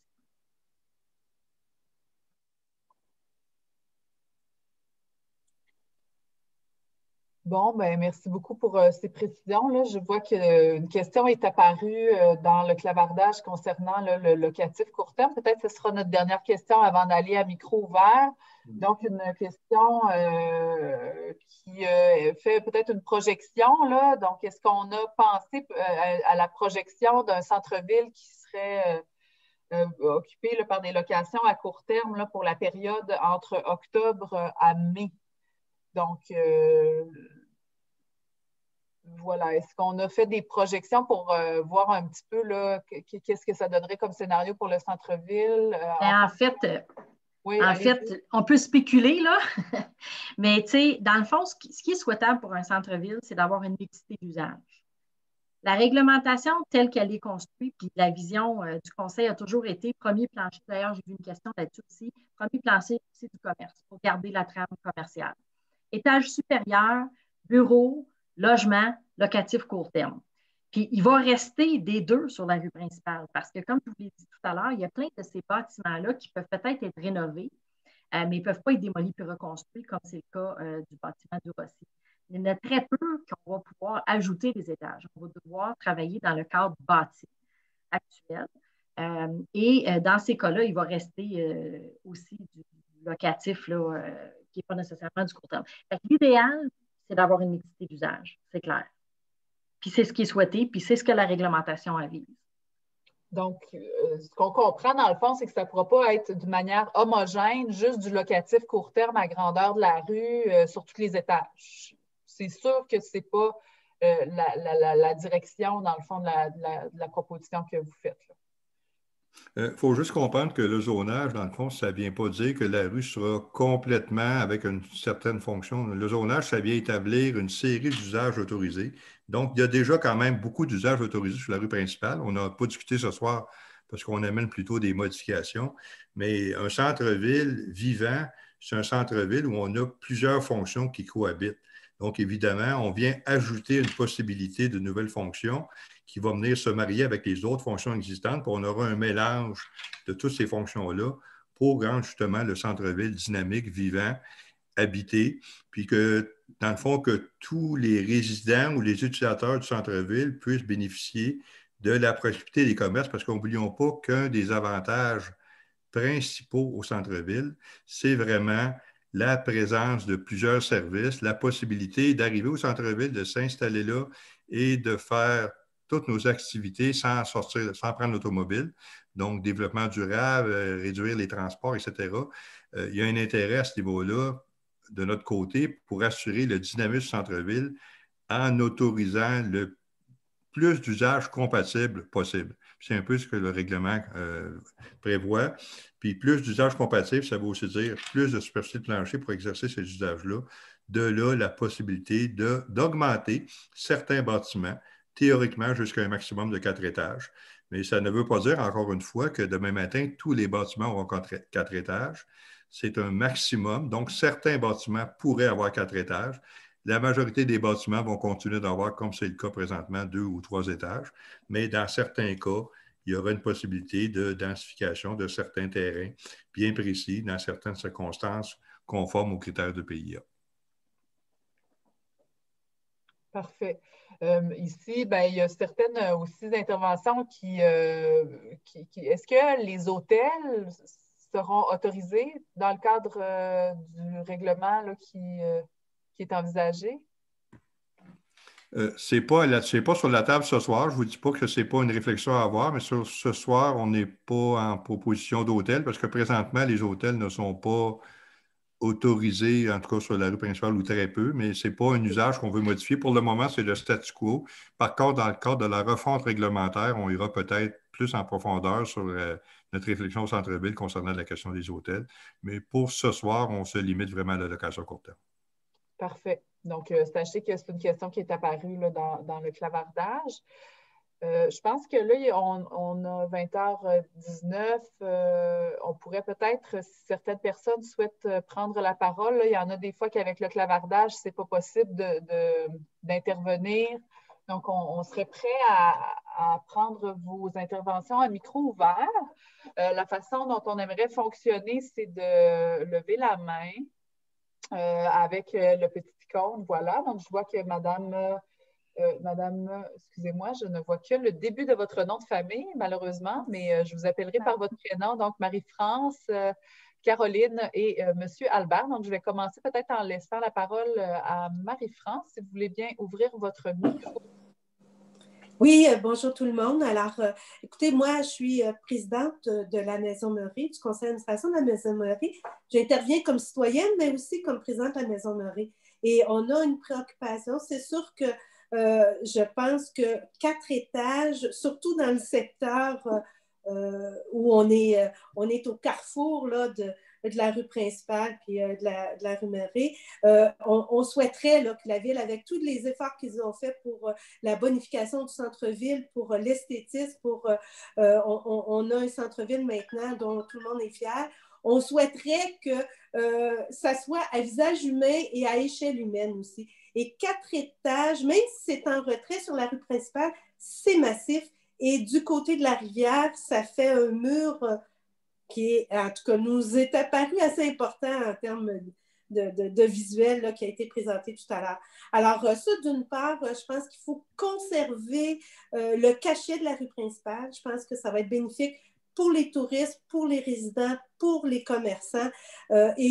Moi, je pense que 3 étages et 12 mètres, c'est déjà un peu plus que ce qu'on retrouve dans la majorité des bâtiments sur la rue principale. Je pense qu'il va y avoir place à du développement là, mais je n'irai pas à 4 mètres. Et peut-être juste un autre volet à titre de citoyenne. Moi, je pense que le centre-ville, je suis d'accord avec la municipalité à permettre le règlement du court terme au centre-ville. Je pense que c'est important, une diversification dans l'offre touristique. Un n'est pas en opposition à l'autre. On peut avoir des hôtels, des gîtes touristiques, de la location court terme. Et c'est vraiment le consommateur qui décide. C'est quoi le choix de l'hébergement touristique qu'il va faire? Et s'il n'y en a pas de court terme à Magog, ils vont aller ailleurs aussi parce que c'est important pour eux, ce type d'hébergement-là. Et je pense qu'au centre-ville, il y a une très, très belle place pour redynamiser le centre-ville avec du court terme. Merci. Beaucoup, Madame Bourdage, pour votre intervention. Je vais essayer d'y aller dans l'ordre. Monsieur Albert, si vous voulez ouvrir votre micro, s'il vous plaît. Oui, d'accord. Est-ce que c'est à moi ou à Mme Bourdage? Mme Bourdage vient de parler, c'est ça? Oui, Mme Bourdage vient juste de faire son intervention. Merci. D'abord, merci, Mme la mairesse, de nous permettre d'échanger. Puis merci, M. Gérard, pour votre présentation. Moi, j'aimerais rapidement toucher les 2 sujets, mais le premier, c'est la hauteur des bâtiments. J'écoutais la présentation et moi, je l'aurais abordé d'une façon différente. J'aurais pas pris. Quand vous avez très bien expliqué, M. Gérard, qu'avec le règlement actuel, on a différentes hauteurs dépendant du territoire, du secteur, etc., ça va. Mais malgré tout ça, moi, je ne l'aurais pas abordé par la voie réglementaire, mais par la réalité. C'est quoi le bâtiment, le bâti existant sur la rue principale à Magog? Avec la règle du pouce, là, moi, je pense que le 11 mètres au trottoir, on couvre l'immense majorité de la rue. Je pense même qu'il y a beaucoup de bâtiments qui sont à 10,5 mètres actuellement. Je peux me corriger. Vous pouvez me corriger, j'ai fait une erreur. Et à 11 mètres, à mon avis, on peut couvrir 3 étages. Donc, là, vous avez abordé le 12 mètres, parfait. Mais moi, je vous dis, à l'œil, il me semble que la majorité a 11 mètres. J'aurais été porté à maintenir ça aux 11 mètres. Pourquoi? Parce que je pense qu'on doit favoriser un développement harmonieux dans notre municipalité. Quand on regarde les images de la ville, vous en aviez une assez bien ce soir sur le site. Quand on voit la rue principale, là, ce que vous avez présenté, on voit qu'à ce bout-là de la ville, il y a beaucoup d'harmonie. La plupart des bâtiments sont autour de 11 mètres. Or, on vient de mettre 20 millions dans le centre-ville. Puis, je me souviens qu'on a eu une discussion, Mme la mairesse, au conseil, puis à un moment donné, on s'était dit que c'est important de mettre de l'argent là-dedans. Pourquoi? On va enlever tout ce qui dérange l'œil. On va essayer de mettre de l'harmonie, on va enlever les poteaux, on va enlever les fils. Un soir, on a eu une discussion sur les trottoirs. Parce qu'on s'est dit, pourquoi du béton? Pourquoi mettre du granit au lieu du béton? Granit, ça coûte beaucoup plus cher. Et je me souviens d'une de vos réponses, vous aviez dit, parce que ça aurait changé l'apparence du centre-ville. Je me dis, si les trottoirs de béton changeaient l'apparence du centre-ville, imaginez-vous des 4 étages. Moi, je pense que l'idée du 4 étages, j'enlèverais ça carrément. J'irais vers des 3 étages. Moi, ma proposition, ce serait d'aller vers 11 mètres. Et évidemment, je dirais pas de terrasse sur le toit. Je ne veux pas vous rappeler la saga des enfants terribles. On est allé à 4 étages, malgré certaines oppositions citoyennes. On a ajouté une terrasse sur le toit, malgré l'opposition citoyenne. Puis après ça, on a mis une pergola par-dessus. Puis je me souviens qu'au conseil, encore, qu'est-ce que vous avez dit? On s'est fait avoir comme conseil. Je me dis, si j'ai une suggestion à vous faire, assurez-vous que sur la rue principale, il n'y a pas de terrasse sur le toit. Puis pour la question Très bien, de location court oui, terme... monsieur, je vais vous demander d'être bref à ce moment-ci pour permettre à tout le monde, parce que les mains se lèvent au fur et à mesure. Juste une idée sur le court terme.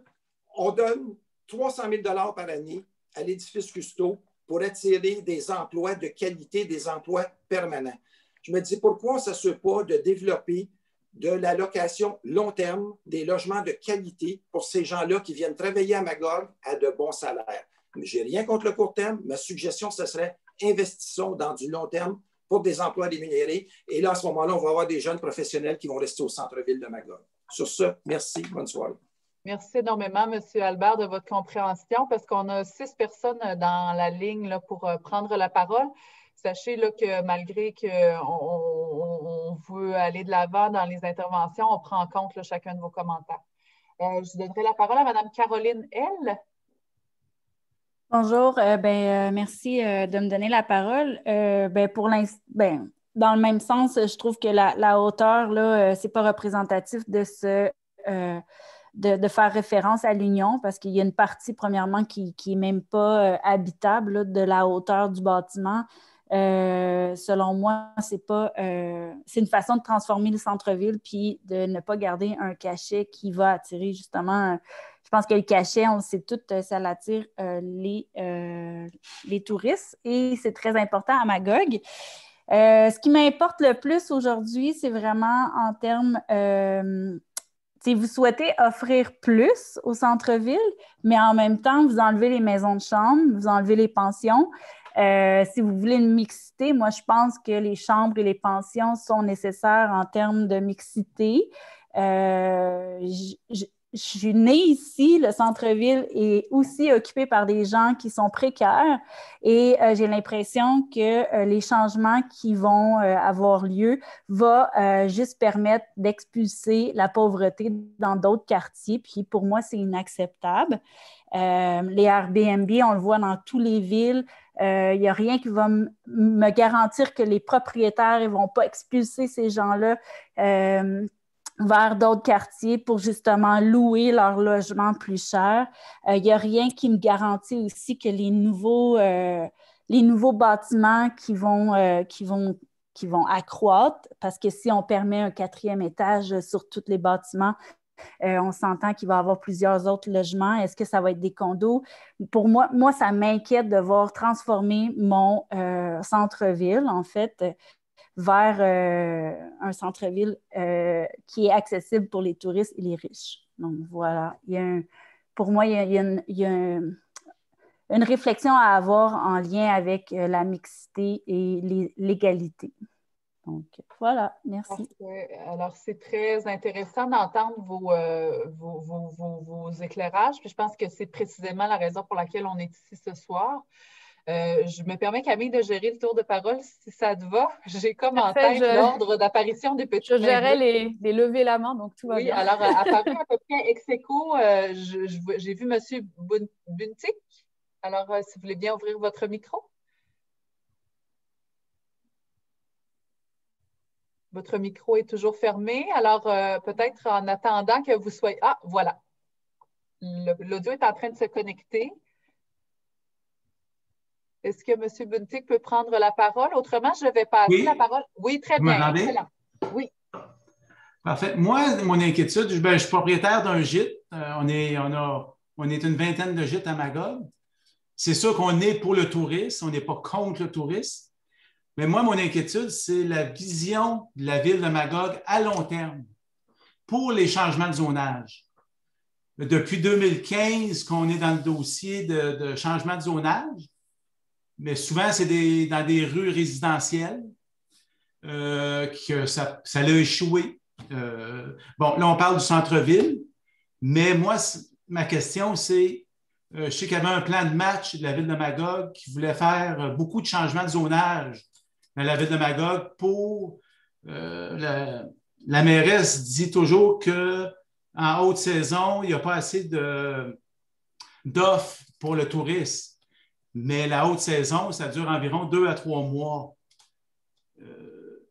Moi, c'est ça. L'inquiétude, c'est que les bâtiments, si vous le permettez de changer les zonages dans certaines rues, c'est sûr qu'il y a des investisseurs qui vont acheter des immeubles à revenus. Les locataires vont sortir comme dans d'autres villes. Et le taux d'occupation, quand ça va être de la location à court terme, si vous ne le savez pas, c'est environ 50 de taux d'occupation annuel. Ça veut dire que même si c'est sur la rue principale, 50 du temps, ça va être vide. Puis c'est des logements, il va y avoir des petites cuisinettes aussi dans ces unités-là. Fait que c'est des gens qui amènent leur nourriture, ils font leur nourriture dans le logement.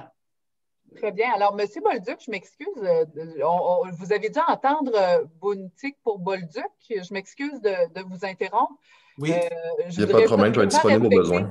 Le tour des droits de parole. Est-ce que votre intervention était complétée? Oui. Mais s'il vous plaît, complétez parce que je veux juste respecter l'ordre des droits de parole. Ah, OK. Bien, je pensais que vous avez dit Bolduc. Non, mais j'ai dit Buntik.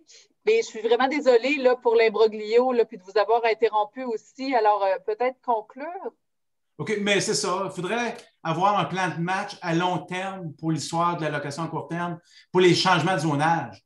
La ville, veut-tu changer le zonage dans 20 de la ville, 10 de la ville de Magog? C'est quoi leur intention? Parce que depuis 2015 qu'on en parle et on en reparle, ils ont voulu changer le zonage sur la rue Mairie-Nord, Mairie-Sud. Le secteur Venise, ça n'a pas fonctionné.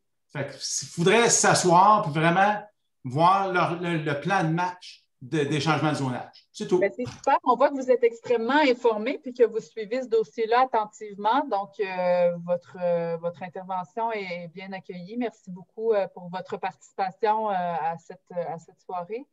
Donc là, M. Buntik, je vois que votre Oui, bonjour, Mme Alou. Bonjour. J'avais quelques problèmes tantôt. C'est à votre tour. Oui, on m'entend bien, tout est beau? Oui, extrêmement bien, merci. Bon, merveilleux. Écoutez, de prime abord, je serai assez direct pour pas qu'on parle trop longtemps, là, mais pour ma part, moi, je suis favorable au projet qui est présenté en ce moment. Pour plusieurs raisons, en fait. Je sais qu'il y a des pour et des contre, c'est correct, tout le monde a droit à son avis. Pour ma part, moi, je suis présentement deux commerces opérateurs là, sur la rue principale. Là, je suis propriétaire de 2 entreprises qui ont pignon sur rue au secteur de la rue principale à Magog. Donc, c'est sûr que je trouve favorable le fait qu'il y ait du Airbnb en région parce que, de un, c'est d'actualité, c'est nouveau, c'est un nouveau genre de location. Je ne pense pas que ça peut enlever quoi que ce soit au gîte. Au contraire, ça va apporter du nouveau et de la nouvelle génération des consommateurs. Je crois que c'est super important. Magog est une zone touristique.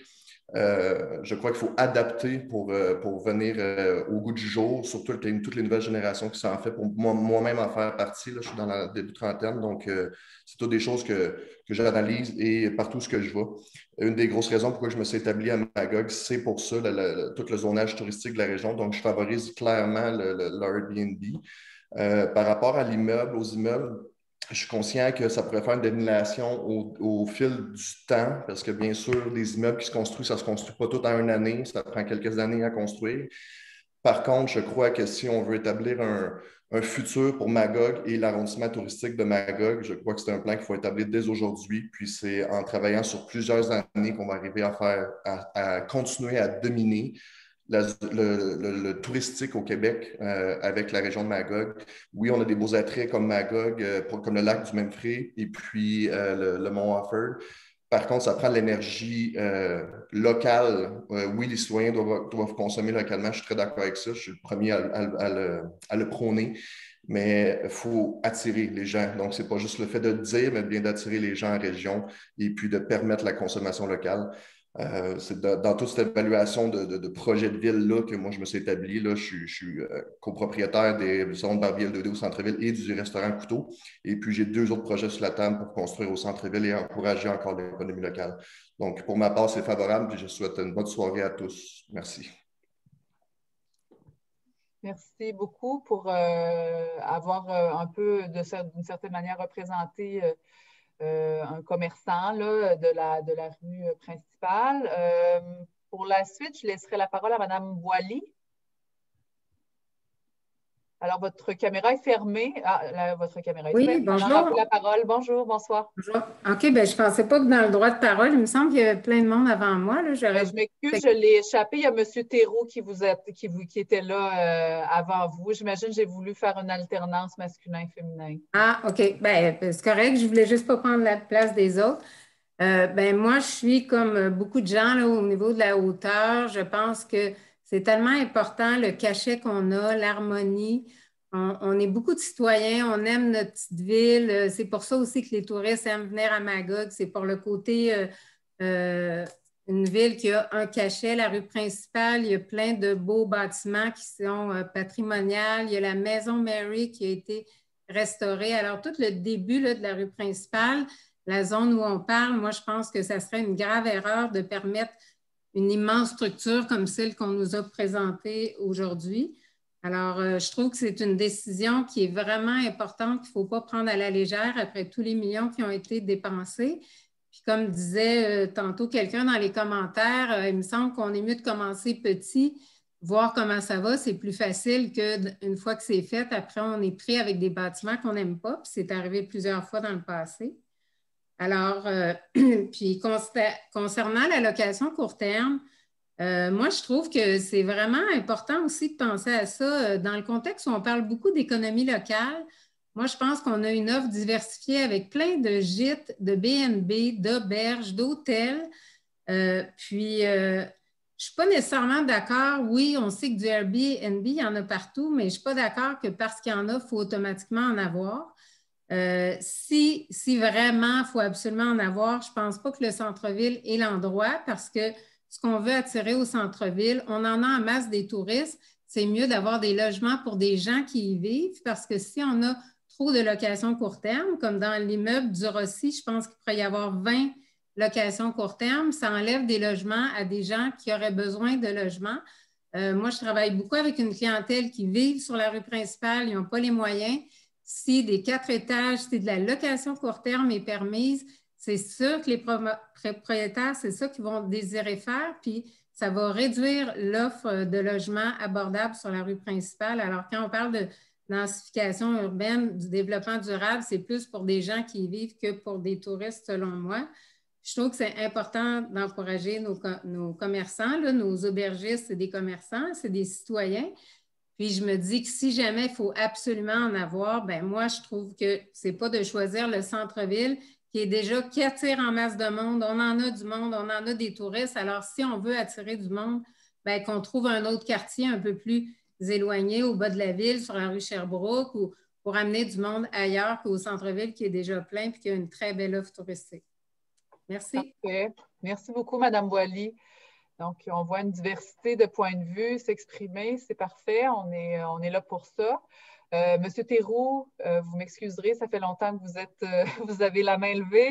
Alors, c'est votre tour, si vous voulez bien ouvrir votre micro. Merci. Est-ce que vous m'entendez bien? Oui, très bien, merci. Oui, OK. J'ai déjà exprimé quelques questions tout à l'heure par écrit. De prime abord, c'était le côté massif de l'immeuble qui m'impressionnait, non seulement vu de la rivière, mais vu à partir du centre-ville et par rapport à des bâtiments qui, à l'entrée de la ville, lorsqu'on est au coin de la rue principale, on est à la Maison Mary, une maison patrimoniale, juste en face, la maison de Son-Jean qui a créé le premier chemin de fer à Magog, puis qui est créateur aussi des entreprises textiles. Donc, une maison patrimoniale dans laquelle il y a un bar aujourd'hui, la Banque de Montréal, un étage. Puis derrière, on pourrait avoir un immeuble tout à coup massif de rouge, ou en tout cas, ce n'est pas spécifique, vous dites, vous ne faites pas encore les détails, mais ça pourrait être massif d'avoir un immeuble de 3 ou 4 étages. Donc, ça c'est de prime abord.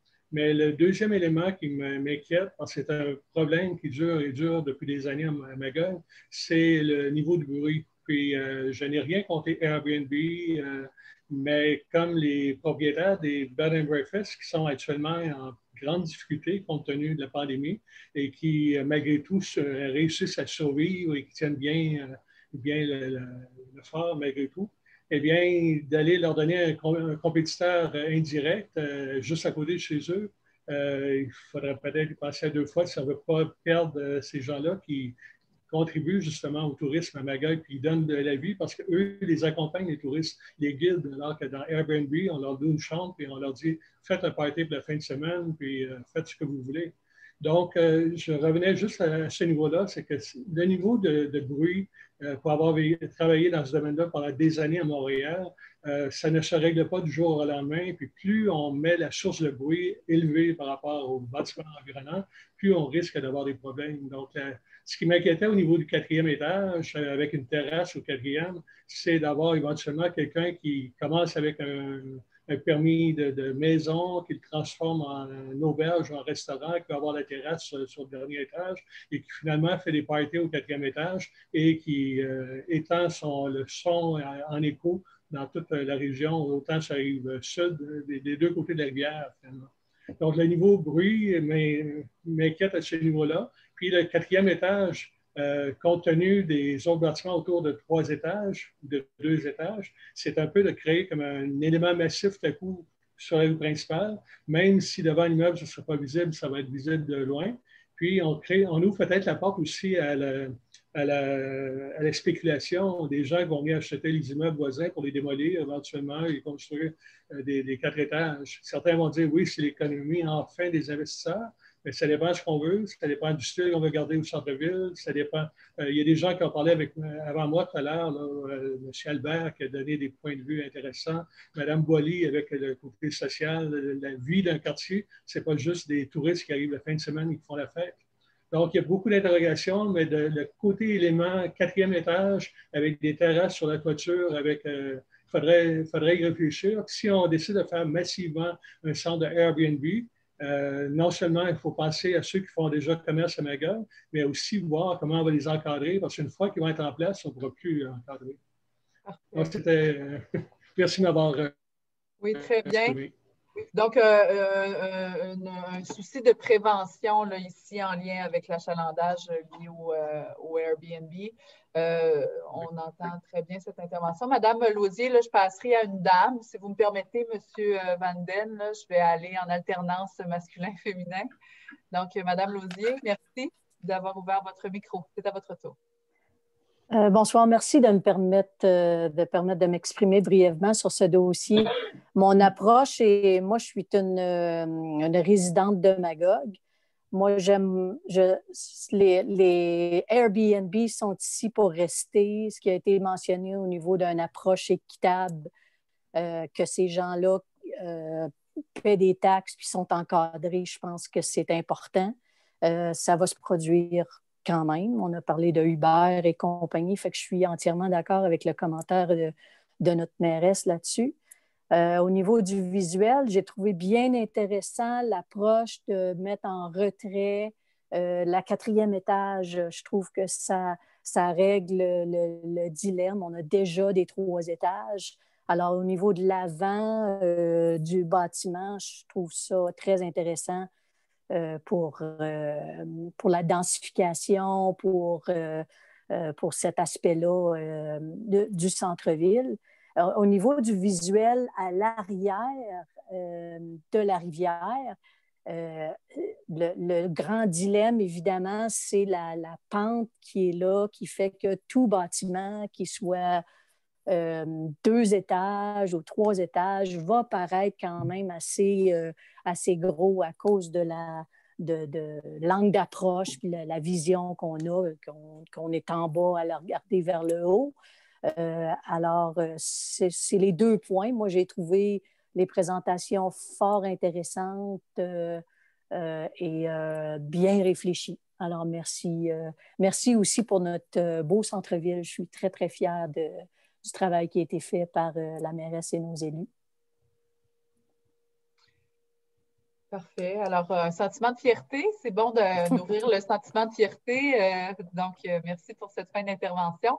Monsieur Van Den, Monsieur Morin, ce sera votre tour ensuite et on va terminer les tours de parole là, avec ces 2 dernières interventions. S'il vous plaît, être bref parce que je sens qu'il y a une petite...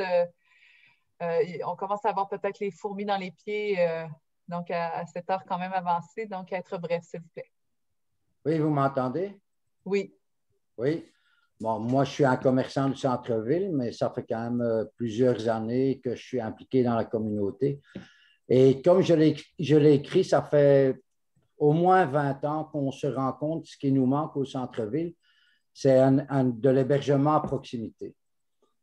Et ça aiderait beaucoup le centre-ville à fonctionner à l'année, d'avoir de l'hébergement à court terme. Maintenant, je voudrais aussi parler d'autre chose. C'est que là, on nous parle de 3 ou 4 étages. Il faut penser à la hauteur du bâtiment. Ce qui est permis actuellement, c'est 15 mètres.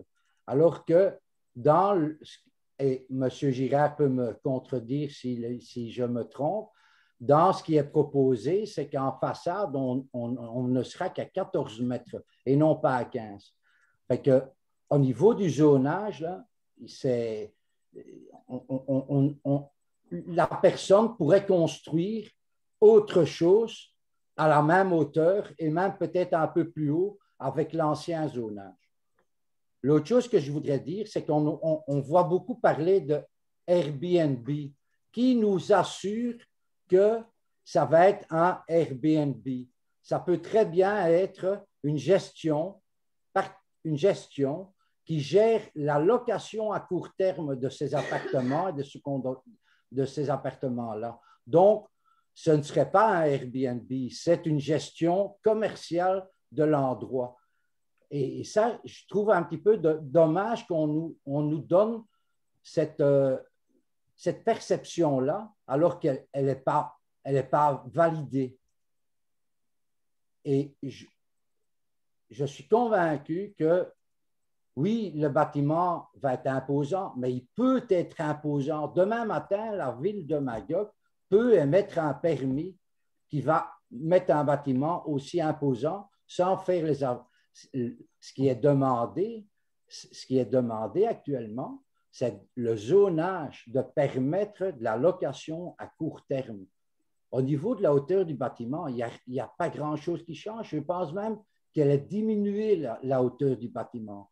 Donc, on va plus bas que ce qui était toléré. Oui, à certains égards, on l'a vu dans le cadre de la présentation. Que M. Rivert a fait. Oui, alors il y avait une certaine latitude, en effet, par rapport à la hauteur des bâtiments. Alors, je vous laisse compléter, si vous le voulez bien. Donc, ce qu'il faut comprendre, c'est qu'on n'autorise pas quelque chose de beaucoup plus haut que ce qui était toléré. Il peut être construit, ce bâtiment-là, demain matin. C'est la location à court terme qu'on doit accepter ou ne pas accepter. Et moi, je pense que c'est très bon pour le centre-ville, pour la dynamique du centre-ville, d'avoir un endroit où on peut faire de la location à court terme. C'est des gens qui vont avoir des stationnements privés pour eux à l'intérieur. Parfait, très bien. La question des stationnements, c'est une question, en effet, qu'on n'a pas abordée dans le cadre de cette consultation-ci. On l'a déjà fait, mais je ne pense pas que ça soit le sujet aujourd'hui. Malheureusement, les stationnements, ça déborde un petit peu de notre... si vous pouviez peut-être revenir à nos deux pour conclure. La location à court terme, c'est un projet intéressant parce que ça fait longtemps qu'on recherche à avoir ce genre d'établissement à proximité du centre-ville où les gens ne sont pas obligés de prendre leur voiture pour se déplacer. Ils sont au pied des commerçants. C'est parfait. Alors, je vous remercie et je vous souhaite une très bonne soirée. Et merci pour la présentation. C'était vraiment très bien fait. Parfait. Alors, je vais laisser la parole à M. Morin et on s'est entendu là, il y a quelques minutes pour dire qu'on allait clore la période de prise de parole à micro ouvert avec M. Morin. M. Morin, je vous laisserai la parole. Oui, merci beaucoup. Merci beaucoup, évidemment, aux élus pour cette consultation. Merci aussi à M. Girard pour sa présentation qui était extrêmement pédagogique. Écoutez, en fait, le but d'une consultation, c'est de dégager un consensus. Et je pense, alors je me permets, puisque vous me proposez de conclure, si on devait lever la main, il y en aurait un consensus tout de suite. En fait, tout le monde est d'accord sur 12 mètres et 3 étages. Là où il commence à y avoir des désaccords, c'est sur le 13,5 et le 4e étage. Donc, je dirais que si la ville cherchait à tester un peu le pouls de ces citoyennes et de ces citoyens, clairement, en tout cas, il m'apparaît ici qu'il y a un consensus. En ce qui me concerne, donc moi, je suis favorable aussi à ce 12 mètres et 3e étage parce que les avantages associés à un 4e étage, donc la densification urbaine, me semblent inférieurs aux risques et aux inconvénients anticipés. Je ne crois pas que ce 4e étage accroîtra beaucoup la question de la densification du tout. En revanche, je pense qu'il va créer des décalages énormes en termes de visuel entre des bâtiments qui font 2 étages et d'autres qui risquent d'en faire 4. Donc moi, ma première préoccupation est là. Ma deuxième préoccupation, c'est qu'on n'a absolument pas parlé, à part Madame Lausier, de l'autre côté de la rue, donc ce qui donne sur la rivière. Et moi, je suis de ceux, et je me suis fait dire ça par des magogois de longue date qui m'ont toujours dit, mais on se demande bien pourquoi on n'a pas développé le côté rivière.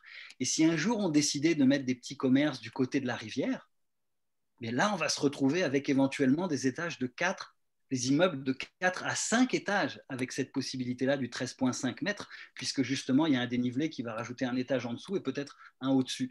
Et donc là, ma crainte, c'est finalement qu'on hypothèque, si vous voulez, un petit peu l'esthétique du centre de Magog pour finalement des avantages qui sont extrêmement minimes sur le plan de la densification.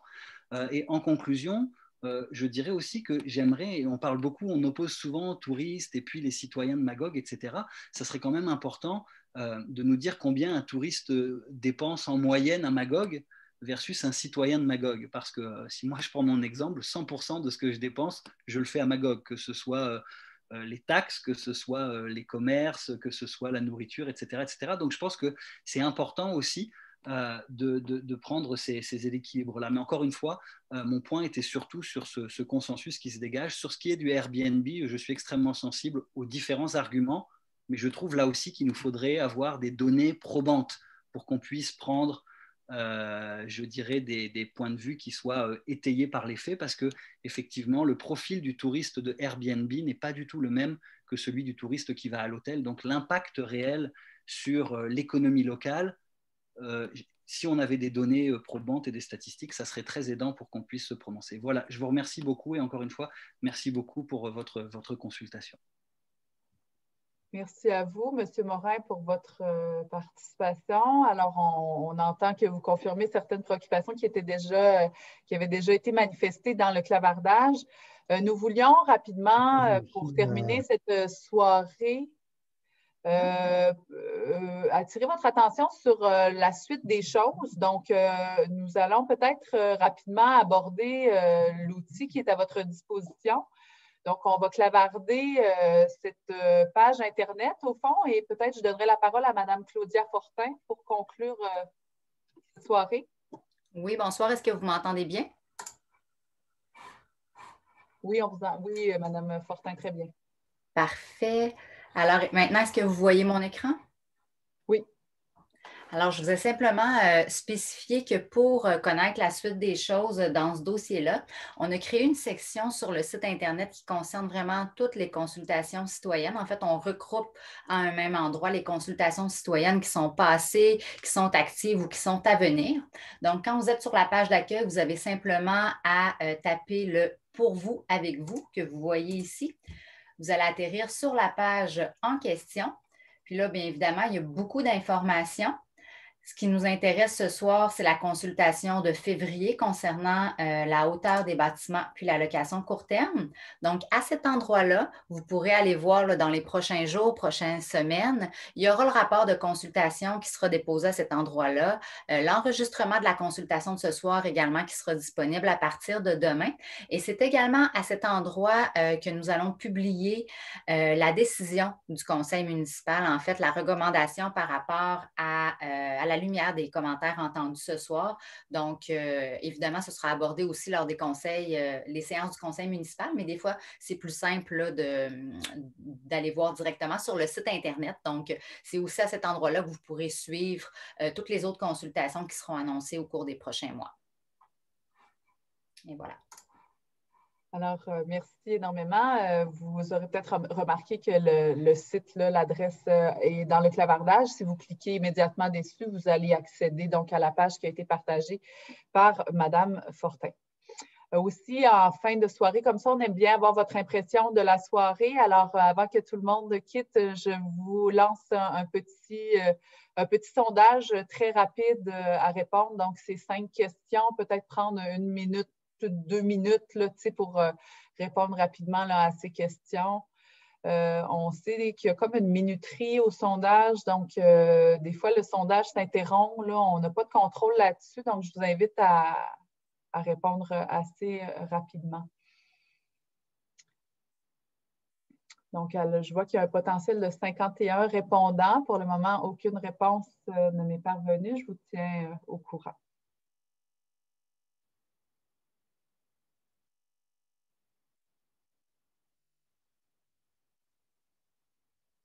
Alors, je constate que le sondage a bien été lancé. J'ai une réponse.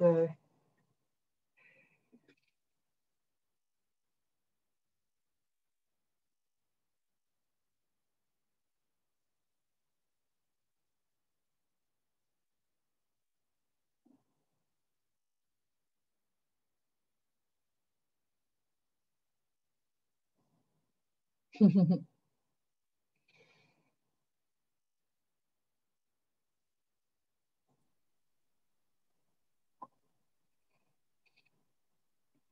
y a un commentaire qu'on s'ennuie quand même de vous voir au conseil en personne, même si le mode semble convenir quand même en virtuel, mais voilà, un message.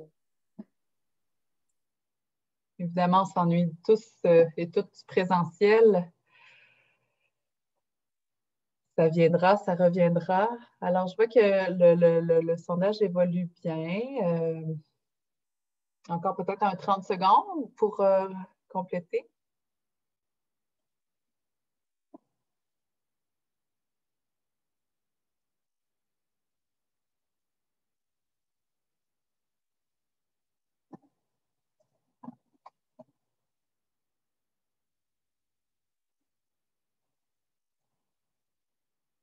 Bon, alors je vois que les statistiques bougent encore.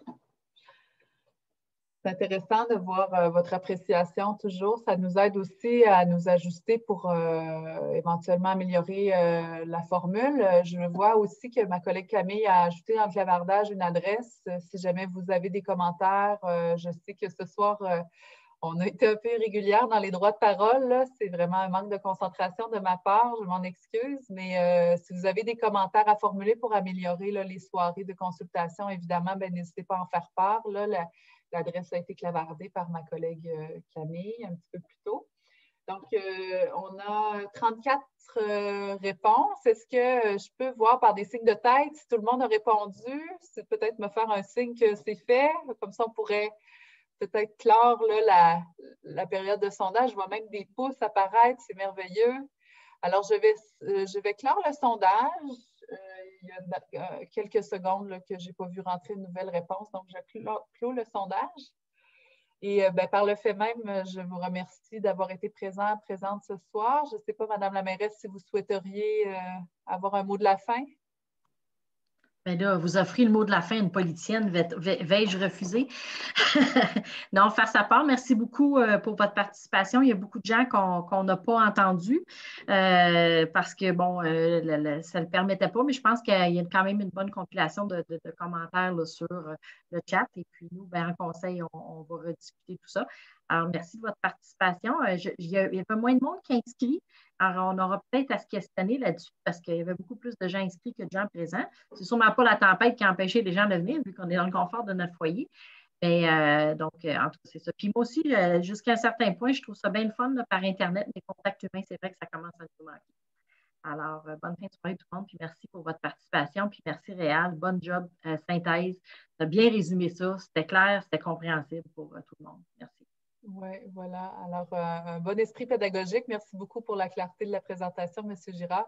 Et merci encore à tous et à toutes d'avoir participé ce soir. Et le site qu'on a clavardé au sujet des consultations citoyennes, il y aura d'autres consultations aussi. Alors, c'est vraiment un point de référence si vous voulez vous impliquer en lien avec la participation citoyenne. Là, ce site-là pourrait devenir un de vos favoris. Voilà. Alors, merci encore à tous et à toutes pour votre participation et au plaisir de vous retrouver. Camille,